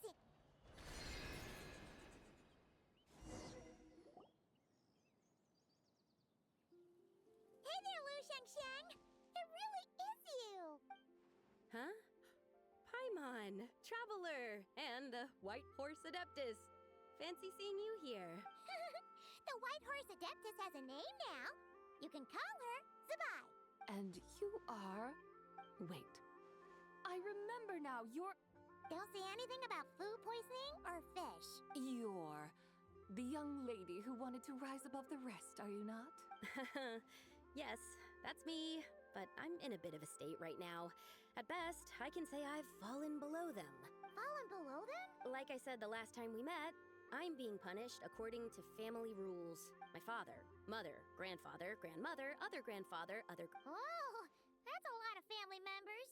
Yeah, and on the night of Lantern Rite, they held a family meeting to discuss my situation. So, they do care about you. There's no doubt they care. But they think that since I caused all that trouble in Liyue Harbor, it shows I can't be trusted on my own. They decided to ground me. Ground you? Yeah, though they're not confining me to my room. Instead, I have to personally nurture a tea seedling until it grows big enough to be sold at market. Aw, a tiny little tea baby. Do they want you to experience what it's like to be a parent? It's supposed to cultivate my character and temperament. They say this will help me calm down and reflect on my issues. What happened in Liyue Harbor really wasn't your fault. So, how long will it take for the little tea baby to grow? Actually, I don't know. I've never grown a tea tree before. It usually takes 2 or 3 years. 2 or 3 years? Yes, the tea in this garden requires 2 or 3 years to mature. That long? Zabai, you're not making this up, are you? How do you know so much about growing tea? When the plants thrive and grow, that is the meaning of my name. I can tell at a glance when their season of ripening will come. Do I really have to waste 2 or 3 years here? Why is this happening to me? I'd only just found my direction in life. Yes, during the night of Lantern Rite, I heard many people reciting poems from Long Gone in praise of the moon. In that moment, I suddenly felt a great sense of pride. I mean, I helped excavate cultural artifacts from Long Gone, so I contributed to the revival of these poems too, right? So I decided to stay with the archaeological team. I want to unearth even more history. I see. And are you sure that's what you want to do? If you don't achieve anything significant in the years to come, will you still enjoy it? Yes, because archaeology gives me that boom shakalaka feeling. Wait, did Xiangling teach you that? That's right. I was asking her for advice. She said that if something gives you that boom shakalaka feeling, then it has to be worth pursuing. I immediately thought about how, when I'm excavating in the ruins, I always feel like there's a ghost standing beside me. And not in a spooky way. It feels like my great-great-great-great-great-grandmother patting me on the shoulder and saying, "Keep going. You're about to rediscover some grand ancestral knowledge." Right? It feels like I've made some kind of connection with my ancestors. Isn't that amazing? Since you've made up your mind, you should give it your all. And I'd love to, but I'm still grounded. Run away, summon up a little boom shakalaka, and leave the tea garden behind. Flee this village. That might be going a bit far. You don't want to lead others astray, Zabai. Yeah! Tell them about your great-great-great-great-great-grandmother. She must be the most super-duper ancestor to have ever risen above the rest, right? I'd be better off telling them about the White Horse Adeptus. After all, she's the supreme riser above the rest who saved my great-great-great-great-great-grandmother. Then it's settled. Tell your family that your decision has my blessing. Thank you, Tsubai, but I don't think cosplay is going to work on them. They won't listen. They don't need to listen. You need only follow the rules they've set out for you. What do you mean? As I'm sure you know, some ancient texts refer to the White Horse Adeptus as the daughter of time. My family history contains such records. But what of it? If the White Horse Adeptus were to manipulate time to make your tea seedling grow overnight, then you'd be free, correct? Is that how it works? If the White Horse Adeptus were to really get involved, my grandfather would let me leave right away. But who really believes that she'd show up and help? It's not as if you have any other options. Why not try calling out for help? It won't cost you any more. Guess I might as well. I've got no better ideas anyway. White Horse Adeptus, if you can hear me, please save me from my predicament.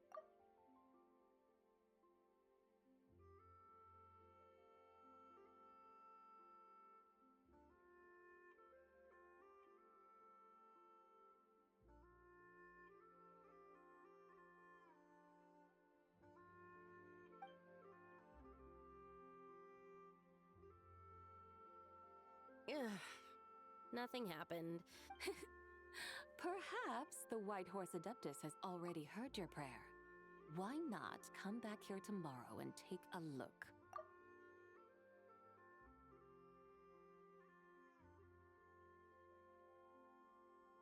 By then, the seedling you planted may well have grown into a thriving tea tree. Thank you, Tsabai, for trying to comfort me. I do feel better now, kinda. But can't you really do something like that?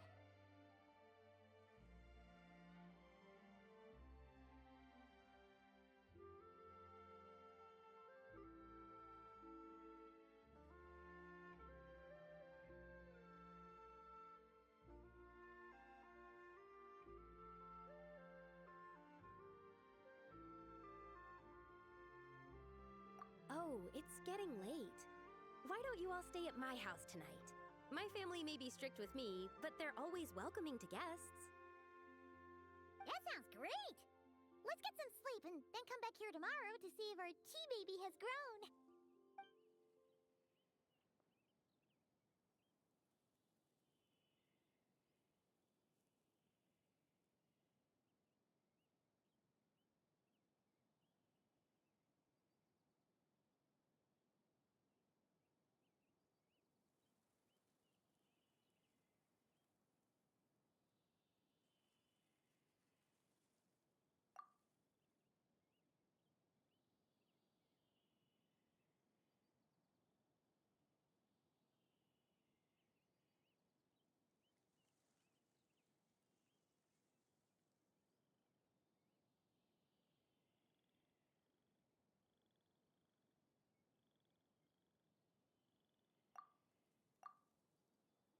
Oh, the tea tree! Whoa! Your tea baby is all grown up! Indeed, it has grown into a mature tea tree that can stand tall in the face of wind and rain. How is this possible? It must be the work of the White Horse Adeptus. Your prayer must have moved her! Are you sure? Perhaps she heard your prayer and chose to answer the call. She once saved my great-great-great-great-great-grandmother. This time, she saved me. That's incredible! Your family must be blessed by the White Horse Adeptus. I guess so. I need to tell everyone the news right away. They'd better. Since this is the will of the White Horse Adeptus, I don't see how they could object. Go. And if you run into any more trouble, call out to the White Horse Adeptus just like yesterday.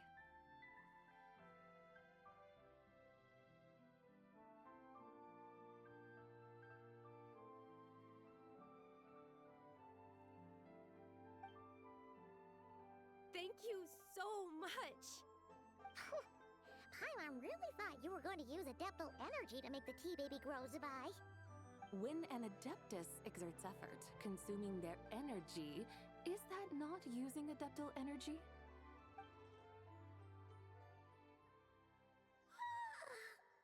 All right. What are we doing out here in the middle of the night? We're here to help Lu Xiangxiang fulfill her wish, of course. Can you really make the tea baby grow? It won't be easy, but there are ways.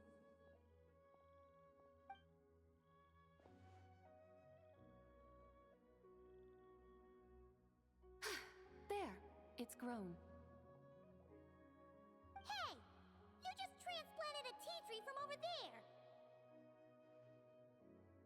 So, there's a mature tea tree here now, yes? Oh, yeah, but... And am I not the White Horse Adeptus? Well, yeah. Is this tea tree then not a manifestation of the White Horse Adeptus's will? You're not wrong. But again, there's something not quite right about this. Maybe this'll become another mystical Adepti tale recorded in their family history. That would be marvelous. Paimon thinks so too. Hey, Traveler! Sabai seems to be doing much better now, don't you think?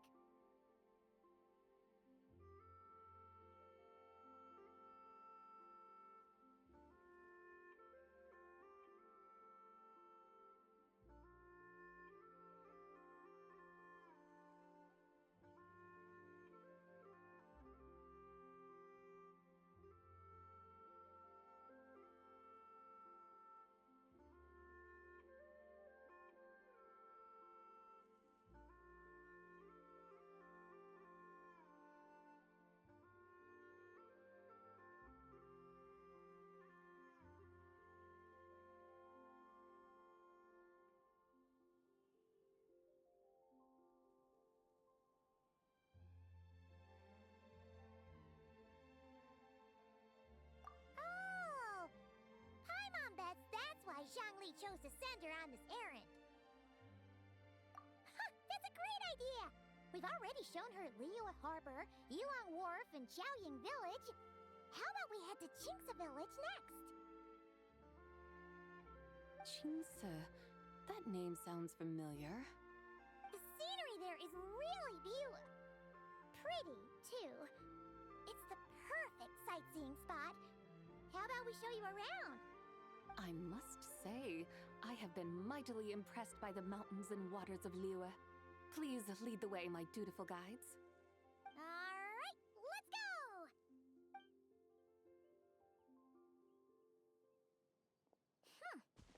Paimon can't help feeling like we've forgotten something. Pay it no mind. I've already forgotten more than you will ever know. Alright. If we forgot something, it can't have been that important to begin with. Qingce Village, here we come!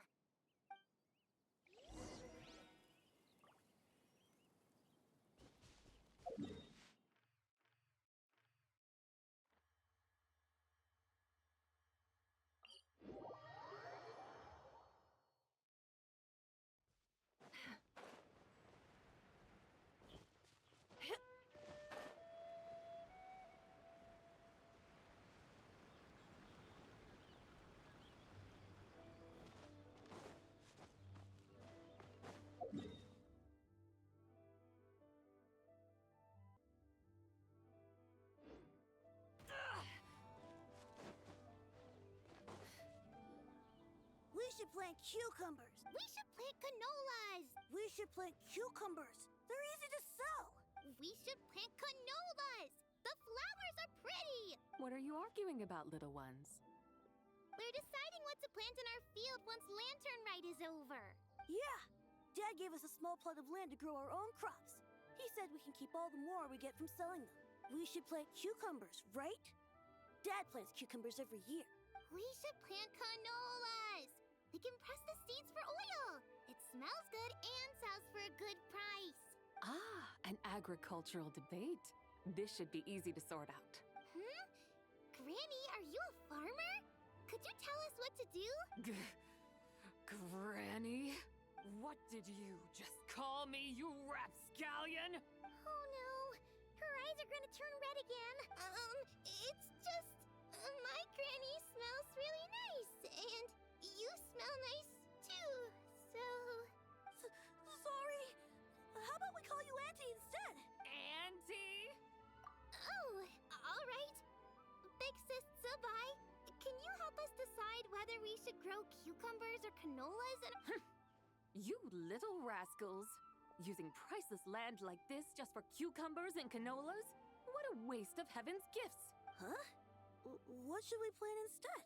With the coming of spring, when all things awaken, the fields should be sown with the 5 grains. What are those? The 5 grains are life's staples, the heart of the people's table. I notice the people here mostly eat rice, so that is where you should begin. Based on the local climate and soil, seedlings planted in mid to late spring should produce mature grain within 2 or 3 months. When autumn comes, you can plant a second crop, with time still to harvest it before the first frost. The rice you harvest can be sold at market or kept in your stores. It's a far better choice than cucumbers or canolas. Oh, but Big Sister Zubai, I like canolas. That's no issue. It is unsuitable for continuous cropping in any case. You can rotate it with rice to maximize your yields. After the second rice harvest, around wintertime will be the perfect opportunity to sow their seeds. And when they mature in mid to late spring, you shall be just in time to sow the first rice crop of the year in turn. This way, your field will sustain balance. Rice and canola in a harmonious cycle. Wow! That means we'll have crops to harvest all year round! Wait a minute! If rice and canola take up the whole year, what about my cucumbers? A firefly dares rival the brilliance of the moon? In what twisted universe should cucumbers vie for land with rice? Big Sis Zubai, you're going to hurt Lil Bee's feelings! Auntie hates cucumbers! Stop crying this instant! I meant that cucumbers are simple enough to grow. There's no need to devote a whole field to them. Just find an empty corner of your yard, scatter some cucumber seeds in the earth, and before you know it, you'll have a thriving patch of vines. Cucumbers delight in sunlight and moisture, but they suffer in cold weather. If you wish to plant them this early in the year, you should make sure they're protected from frost. Wow. Is it really that simple? Let's hurry home and get started right away! Are you really in that much of a rush? Well, thanks, Big Sis Zubai, who's fierce but really good at farming. We gotta go! Thanks, Big Sis Zubai! See you around! Paimon never imagined you'd know so much about farming. What's so strange about that? The people of Long Gone called me the god of soil and grain. Are the fields not made of soil? Is rice not one of the 5 grains? Huh, that's true. So, if the god of soil and grain is a farming god, that means the White Horse Adeptus must be a farming adeptus, right? Of course, the god of farming is down to earth. Mind your tongue, impertinent child. How dare you diminish the lofty bearing of an adeptus? Hey! You're the one who said the god of soil and grain is all about farming. Enough! It's time for us to take to the skies once more. Join me now. Witness the majesty of mountain, water, and field, and broaden your horizons.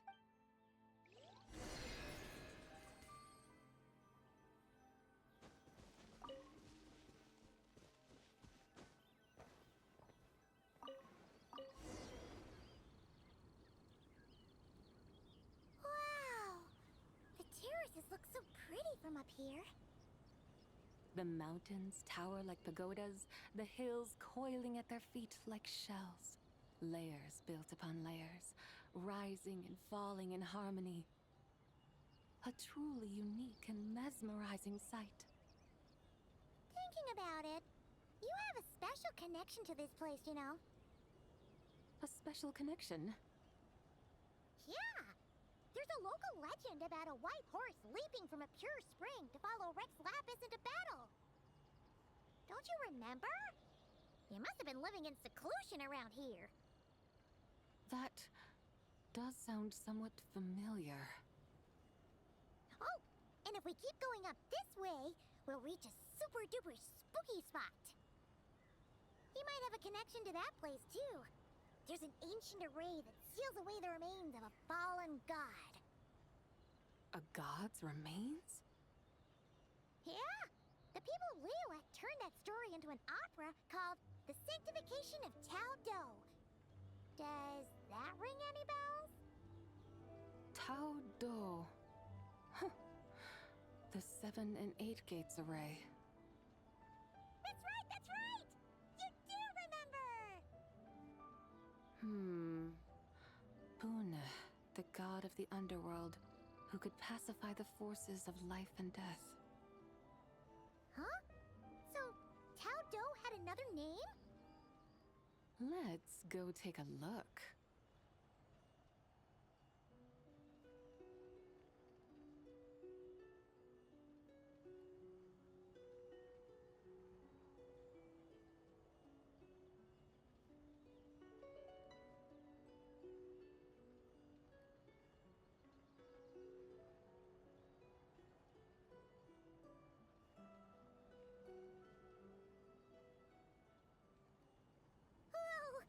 We've arrived at Wulwang Hill.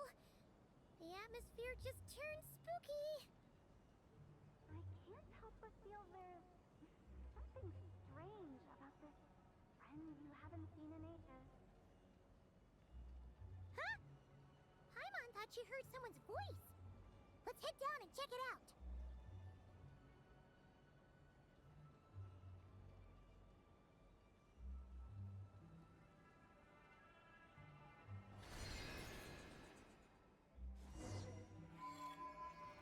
I can't help but feel there's something strange about this friend you haven't seen in ages. Strange? Whatever do you mean? Her strangeness defies description. This Miss Zabai is a full-blown enigma, don't you think? I'm afraid I have no idea what you're talking about. Aren't you worried about sending her all the way to Yilong Wharf on her own to buy tea? What if she gets lost? Where there are people, there are paths. Now I'm the one with no clue what you're saying. She can ask for directions. And then what? She will meet strangers in unfamiliar lands, build friendships, part ways. Hers will be a long journey indeed. The further the journey, the more footprints one leaves behind. The deeper those footprints, the harder it is for time to erase them. Ah, so you want her to make new friends? I see. But from what you say, it sounds as though she's not from Liyue. I believe she was not, but perhaps she will be. You're sounding stranger by the second. Huh. Oh, over there. Oh, Tao! Zhongli! What are you doing here? Traveler. Paimon. Fancy meeting in a place like this. Oh my, and Miss Zabai too. Sounds like fate to me. We were taking Zabai to buy some tea from Yilong Wharf. Zhongli sent her there, though she didn't even know the way, and... Oh, drat! We forgot the tea! Oh, Paimon knew we were forgetting something! What's done is done. There's no need to dwell on it. Fresh tea grows with each passing year. Let fate deliver it as it wills. Exactly. You can get tea wherever you go. You're hardly running low now, are you? Paimon feels a lot better now that you've said that. Still, I'm a little confused. If you were buying tea, how did you end up all the way out here? We're taking Zabai on a sightseeing tour. We started at Liyue Harbor, stopped in at Yilong Wharf, went sightseeing around Xiaojing Village, made our way to Qingce Village, and now we're here. Wow, that is quite the itinerary. Yeah, actually, Paimon thinks it's about time we headed back. I'm here to pay my respects to my ancestors. My dear consultant kindly agreed to join me. It is Lantern Rite, after all. Adepti and ancestors should be venerated alike. Ancestors? Wait, could you be? Are you heir to the Wulwang Kid? Or perhaps the lone butterfly of the Crimson Flame? Whoa! Have you got all your memories back? Huh? Miss Zabai, You know about the Wangsheng funeral parlor and the 8 adepts? I happened to hear a storyteller expound on the sanctification of Taodo. Lots of people know that story, sure, but very few can discern my family lineage from just a glance. Well, Zhongli, your friend here really is quite something. Unfortunately, there's no time to dally right now. We have a hill to climb. Perhaps once today is done, we can find time to chat over tea, recite poetry, and admire the moon? That would be wonderful, Director Who. Oh, and before we go, you've been traipsing around all day.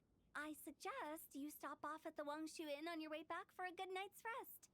Wouldn't do to exhaust yourselves, Don't mention it. All right, we'll take our leave now. See you later. Hotel's so thoughtful. Why don't we follow her advice and stay at the Wangshu Inn tonight? Sabai, you can see the whole of Dihua Marsh from up there. The view's amazing. Plus, you can sample Smiley Yin-Xiao's cooking. Wangshu. An intriguing name. It couldn't hurt to check it out. Awesome. Let's go.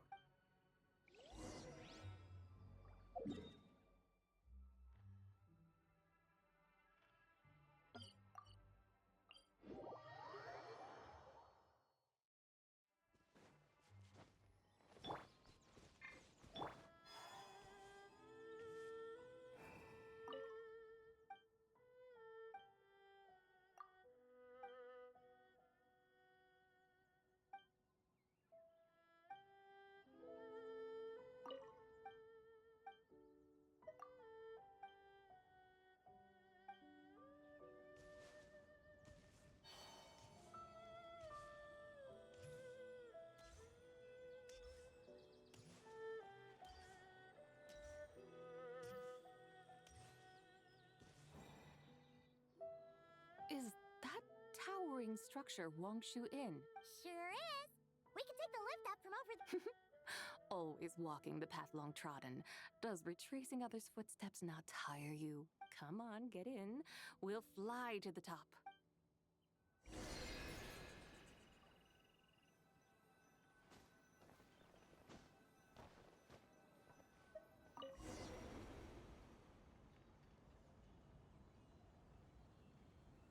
Are we really going to fly up to Wangshu Inn?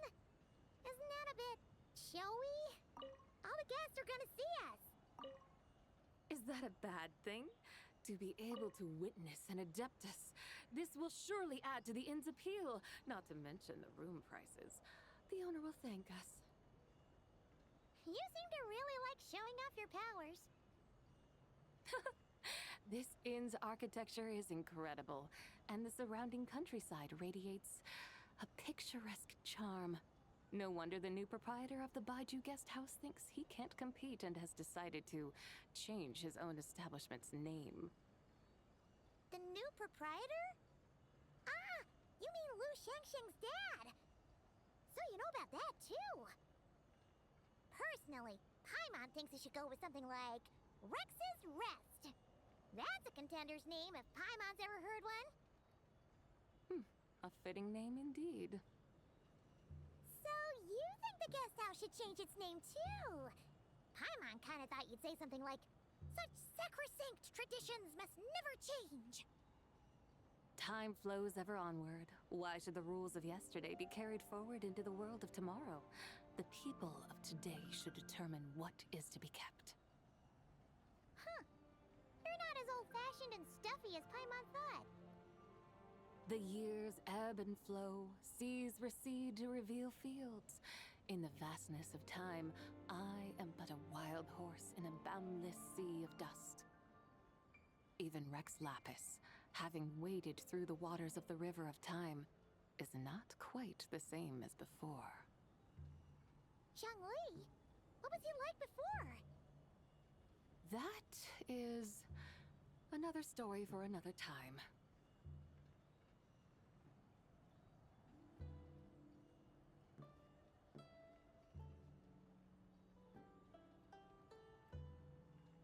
We have arrived.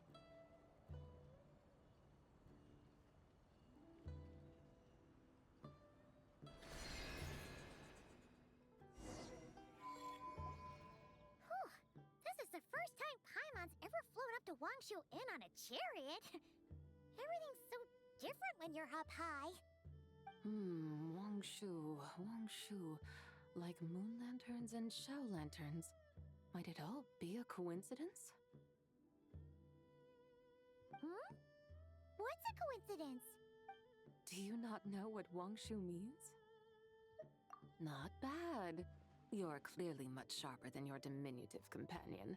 Wangshu can refer to the moon, but its original meaning is actually the goddess who rides the bright moon's chariot. And you must be the conqueror of demons. Xiao! Paimon was wondering if we'd disturbed you by flying down from the sky. Not at all. I sensed an unusual presence long before you arrived, though I didn't expect it to be you in a flying chariot. Ah, a witness at last. I was starting to think we should fly a bit lower. 'Twould be awfully dull if no one ends up marveling at my lofty bearing. No need. This is already showy enough. I'm not one to do good from the shadows, as Rex Lapis is wont to do.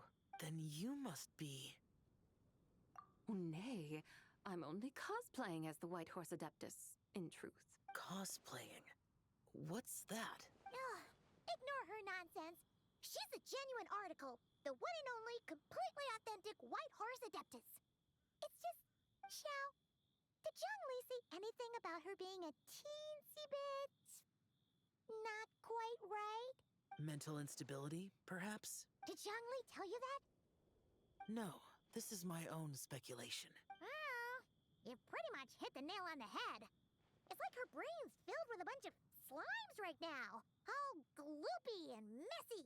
There's a hot-tempered pyro slime, a math-obsessed hydro slime, and a mischievous little animo slime. But don't tell her Paimon said that, or she'll come and tell us all off. You white-haired rascal!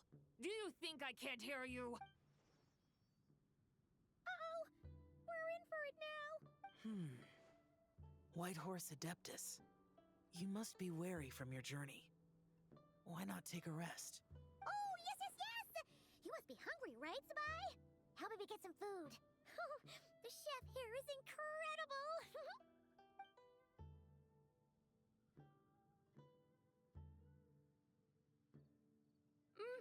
It's so hot! So spicy! Are you okay? Do you want Paimon to get you some water? Don't worry about me. I just need to pace myself.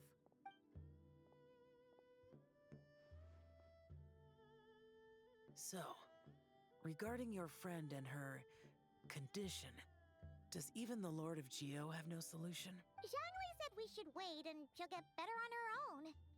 But who knows how long that's gonna take. Is that why her personalities change so easily? Paimon thinks that has something to do with her 3 deadly selves. Zhongli told us that the deadly selves are impure, affecting living things that get too close.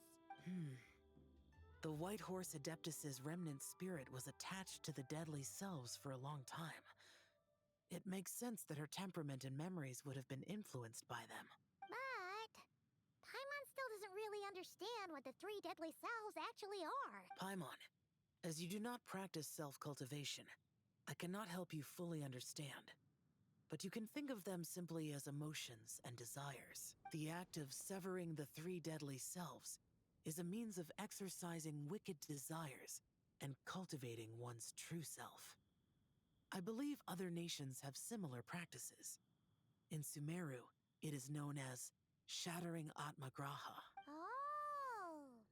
So it's about emotions, desires, and attachments. It includes those. I wonder, does she still remember what happened in the past? Some of it. But right now, it's like she was suddenly awakened. The half that's still dreaming might remember things, but the half that's awake doesn't quite get it. Conqueror of demons, are you looking to learn about Rex Lapis's past from me? You are an old friend of his, so please, call me by my name. But Conqueror of Demons sounds so much more imposing. In days of yore, he was The Lord of Geo, Heaven's Star. Huh? You said the same thing the day you came back. But what does it mean? I'm afraid I can't remember. Hey, did you really forget?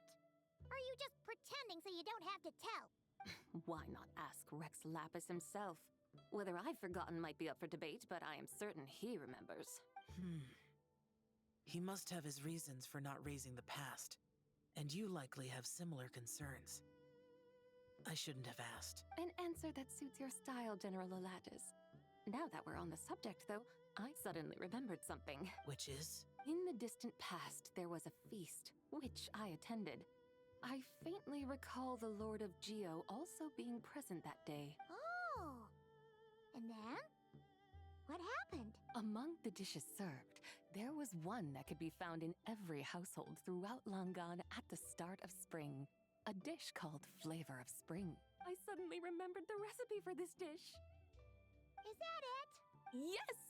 Since it's Lantern Rite here in Liyue, why don't I make some for you to try? That sounds good. Wow! It might not have been the story Paimon was hoping for, but this looks delicious! The spring breeze stirs. Now is the perfect time to savor this dish. My dutiful guides have gone to great trouble to show me around Liyue. And even the Conqueror of Demons has graced us with his presence. I feel deeply honored. This Flavor of Spring is my way of expressing my gratitude. There's no need for such grand words. What's this? Hey! It's that broken jade token from the antiques exhibition! Indeed. This was once an Adepto treasure of mine. I'm amazed it ended up in your hands. Alas, it serves little purpose now in its fractured state. Please, keep it as a memento. Oh, that's a shame. Can't we fix it? This is the way of the world. Once jade is broken, it can never be made whole.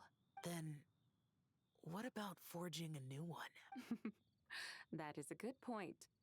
That it has ended up in your hands must be a message from fate. I could try to craft it into a little trinket for you. One that might prove useful on your journey. Ooh, what sort of trinket? It's just a passing thought, one that will require the right opportunity. I'll think about it more when the time comes. Now that we've had our fill, we should get some rest. Tomorrow we return to Liyue Harbor, where I'll have need of your guidance once.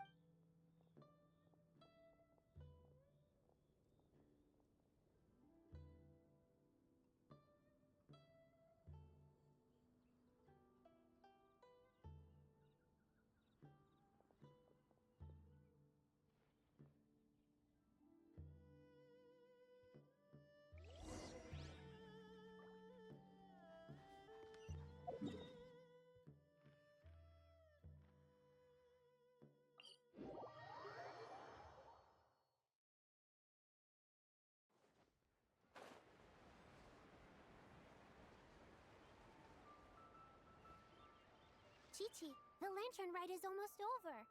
Do you remember how to make a Shao lantern? Morning, split bamboo, traveler, and get silk, make Paimon. You've got it all mixed up again. They're here again. Yow Yow! Looking good in that new outfit, huh? Hey, it's Paimon! Dr. Baiju gave this to me as a gift. How does it suit me? Thank you. Wow! What happened for Baiju to suddenly give you a brand new outfit, Yao Yao? Dr. Baiju is thanking Yao Yao for teaching me to make Shao lanterns. Chi-Chi and I were just playing together. Dr. Baiju's too kind. Oh, yeah, take a look at this. Dr. Baiju gave me these clothes, but it was Chi-Chi who wove this little basket. Wow! That's beautiful! When did you become so good with your hands, Chi-Chi? I learned to make Shao lanterns. Thanks to Yao Yao, I also made a wish. What do I always say? The White Horse Adeptus answers prayers. Come, Help this old man make an offering in thanks. Huh? Mr. Liu? What did you pray for? For my idiot son to finally come to his senses and not change Baiju Guest House's name, which he has. Huh? He's keeping the old name? Listen to this. My granddaughter planted a tea seedling in our village just a few days ago. She made a prayer to the White Horse Adeptus to help it grow. Overnight, her seedling flourished into a mature tea tree. Oh, that sure does sound like a miracle. Could the White Horse Adeptus really have helped it grow? Of course she did. Oh, White Horse Adeptus, how blessed is our family over whom you keep watch. Truly, this is an extraordinary miracle. You must record it in your family history without delay. Of course. Huh? Is that you, Miss Zibai? Indeed. I have a long-term booking at your guest house. Yes, I recall. Mr. Zhongli said to charge your expenses to the Wangsheng Funeral Parlor, if I remember correctly. That's Young Li. Always making trouble for poor Hu Tao. I noticed when you were here last that you bear a striking resemblance to the pictures of the White Horse Adeptus in my family history. You both have golden eyes. Perhaps fate has had a hand in our meeting. And a glad meeting it is, Miss Zibai. Now, why don't I gift you some tea from my garden to celebrate this encounter? We grow Sunghua tea there, and it has quite the reputation throughout Yilong Wharf. I hope you will accept it. Oh! Sunghua, buy 10 boxes, get half off teas. Back on the menu. Buy 10 boxes, get half off? Don't be silly. This is a gift. It's free. Woohoo! Nice! Thank you so much, Boss Liu. There's no need to thank me. You're a visitor from out of town, which makes you an honored guest. Make yourself at home. Lantern Rite may have ended, but the streets are still bustling with activity. Make sure to take everything in, meet some new friends, and enjoy your time here. And that goes for you kids as well. Happy Lantern Rite. Got it, Mr. Liu. Happy... Lantern Rite. Yeah! Happy Lantern Rite! Happy Lantern Rite indeed.